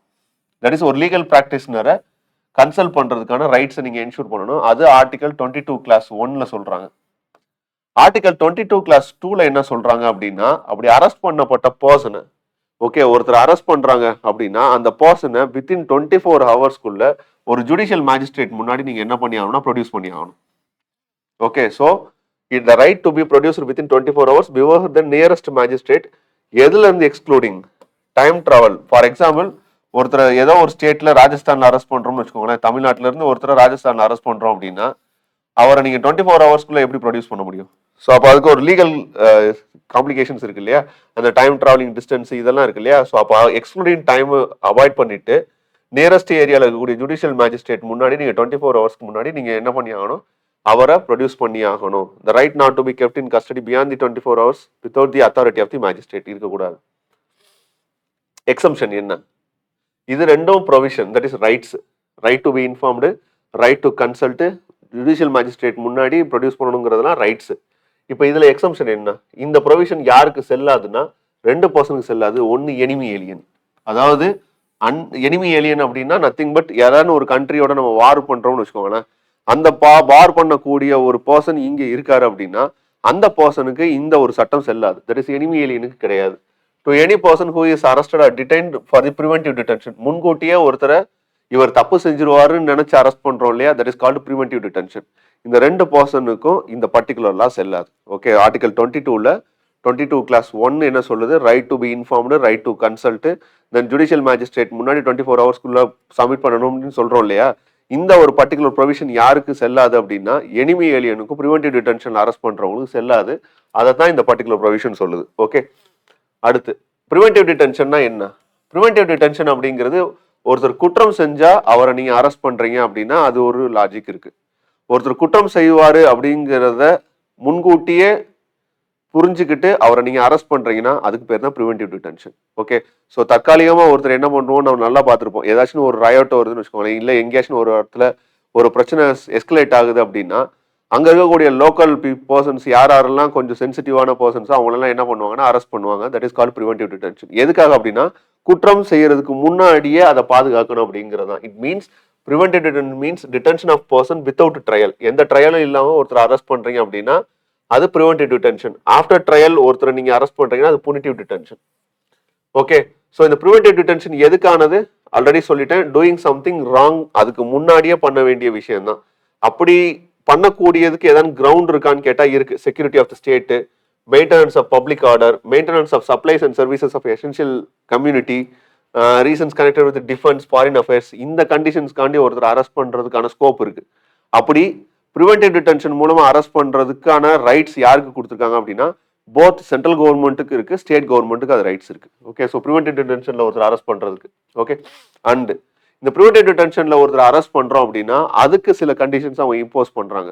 ஒன்னு என்ன அப்படின்னா, அப்படி ஒருத்தர் அரெஸ்ட் பண்றீங்க அப்படின்னா அந்த ப்ரிவென்டிவ் டிடென்ஷன்ல அரெஸ்ட் பண்றவங்களோட எக்ஸிடிங் டைம் 3 monthsக்கு மேல போகக்கூடாது. அப்படி போறதா இருந்தா அதுக்கு நீங்க அட்வைசரி போர்டு கிட்ட அப்ரூவல் வாங்கணும். அப்படி இருக்கக்கூடிய அந்த அட்வைசரி போர்டோட ஹெட் யாரா இருப்பாங்கன்னா ஒரு judge of the high court இருப்பார். ஓகே, ஸோ ஒருத்தர் ப்ரிவென்டிவ் டிடென்ஷனுக்கு மேல 3 மாசத்துக்கு மேல நீங்க எக்ஸ்டெண்ட் பண்றீங்கன்னா அப்ப எக்ஸ்டெண்ட் பண்றதுக்கான ஜஸ்டிபிகேஷன் யார்கிட்ட கொடுக்கணும்னா அட்வைசரி போர்டு கிட்ட சொல்லணும். அந்த அட்வைசரி போர்டு என்ன பண்ணணும்னா கண்டிப்பா ஒரு ஜட்ஜ் இருக்கணும். ஓகே, அடுத்த ஒரு கண்டிஷன் என்ன சொல்றாங்க அப்படின்னா கிரவுண்ட் ஃபார் டிடென்ஷனை யார்கிட்ட சொல்லணும் அப்படின்னா எதுக்கு ஒருத்தர் அரெஸ்ட் பண்ணணும்னு சொல்றோம் இல்லையா, ரைட் டு பி இன்ஃபார்ம்டு. அது ப்ரிவென்டிவ் டிடென்ஷன்ல அரெஸ்ட் பண்றவங்களுக்கு நீங்க சொல்லி ஆகணும். ஆனா அங்க ஒரு எக்ஸம்ஷன் என்னன்னா நீங்க சொல்லாம இருக்கலாம் ப்ரொவைடட் அதோட கண்டிஷன்ஸ் அந்த மாதிரி இருந்தா. In sense the fact considered to be against the public interest அப்படின்னா it need not to be disclosed. Okay, மூணாவது கண்டிஷன் ரைட் டு கன்சல்ட். அவருக்கு ஒரு opportunity to consult his magistrate ஒரு அட்வொகேட்டோ இல்ல ஒரு யாரோ ஒருத்தர் டிஸ்கஸ் பண்றது லீகல் பிராக்டிஷனரை நீங்க டிஸ்கஸ் பண்றதுக்கான ஆப்பர்ச்சுனிட்டி கொடுத்தாகணும். இதெல்லாம் கொடுத்தாங்கன்னா இதெல்லாம் தான் கண்டிஷன்ஸ். ஓகே, ஸோ இது வரைக்கும் பார்த்த விஷயங்கள் என்ன அப்படின்னு பார்த்தீங்கன்னா வித் ரெஸ்பெக்ட் டு ப்ரிவென்டிவ் டிடென்ஷனை பத்தி கன்சிடர் பண்ணியிருக்கோம். ஓகே, ஸோ இதோட நம்ம என்ன பண்ணியிருக்கோம் அப்படின்னு பார்த்தீங்கன்னா article 14 to 18 right to equality பத்தி பார்த்துருக்கோம். அடுத்து article 19 to 22 right to freedom வரைக்கும் முடிச்சிருக்கோம். ஓகே, அடுத்து நம்ம பார்க்க வேண்டிய விஷயங்கள் ஃப்ரம் 23 இருந்து ரைட் அகேன்ஸ்ட் எக்ஸ்பிளாய்டேஷன் பார்க்கணும், right to freedom of religion பார்க்கணும், கல்ச்சரல் அண்ட் எஜுகேஷனல் ரைட்ஸ் பார்க்கணும், அடுத்து கான்ஸ்டியூஷனல் ரெமிடி ரைட்ஸ் பார்க்கணும். ஸோ ஆர்டிகல் 32 வரைக்கும் இன்னும் ஒரு 2 கிளாஸஸ்ல இந்த எல்லாத்தையும் முடிச்சிடலாம். இன்சென்ஸ் இதையும் முடிச்சுட்டு இதுக்கப்புறம் வரக்கூடிய fundamental rights versus DPSP then other provisions இது எல்லாத்தையுமே நம்ம என்ன பண்ணிக்கலாம் அடுத்து வரக்கூடிய கிளாஸஸ்ல சப்சிக்வெண்ட் கிளாஸஸ்ல முடிச்சிடலாம். ஸோ இது வரைக்கும் பார்த்துருக்கக்கூடிய விஷயங்கள் ரொம்ப பேசிக்கான விஷயம். ஓகே, ஸோ இதுல இருந்து நம்ம மேஜரா ப்ரிலிம்ஸ் பெர்ஸ்பெக்டிவ்ல என்ன மாதிரி கேட்பாங்க அப்படிங்கிறதையும் நம்ம அட்ரஸ் பண்ணியாச்சு.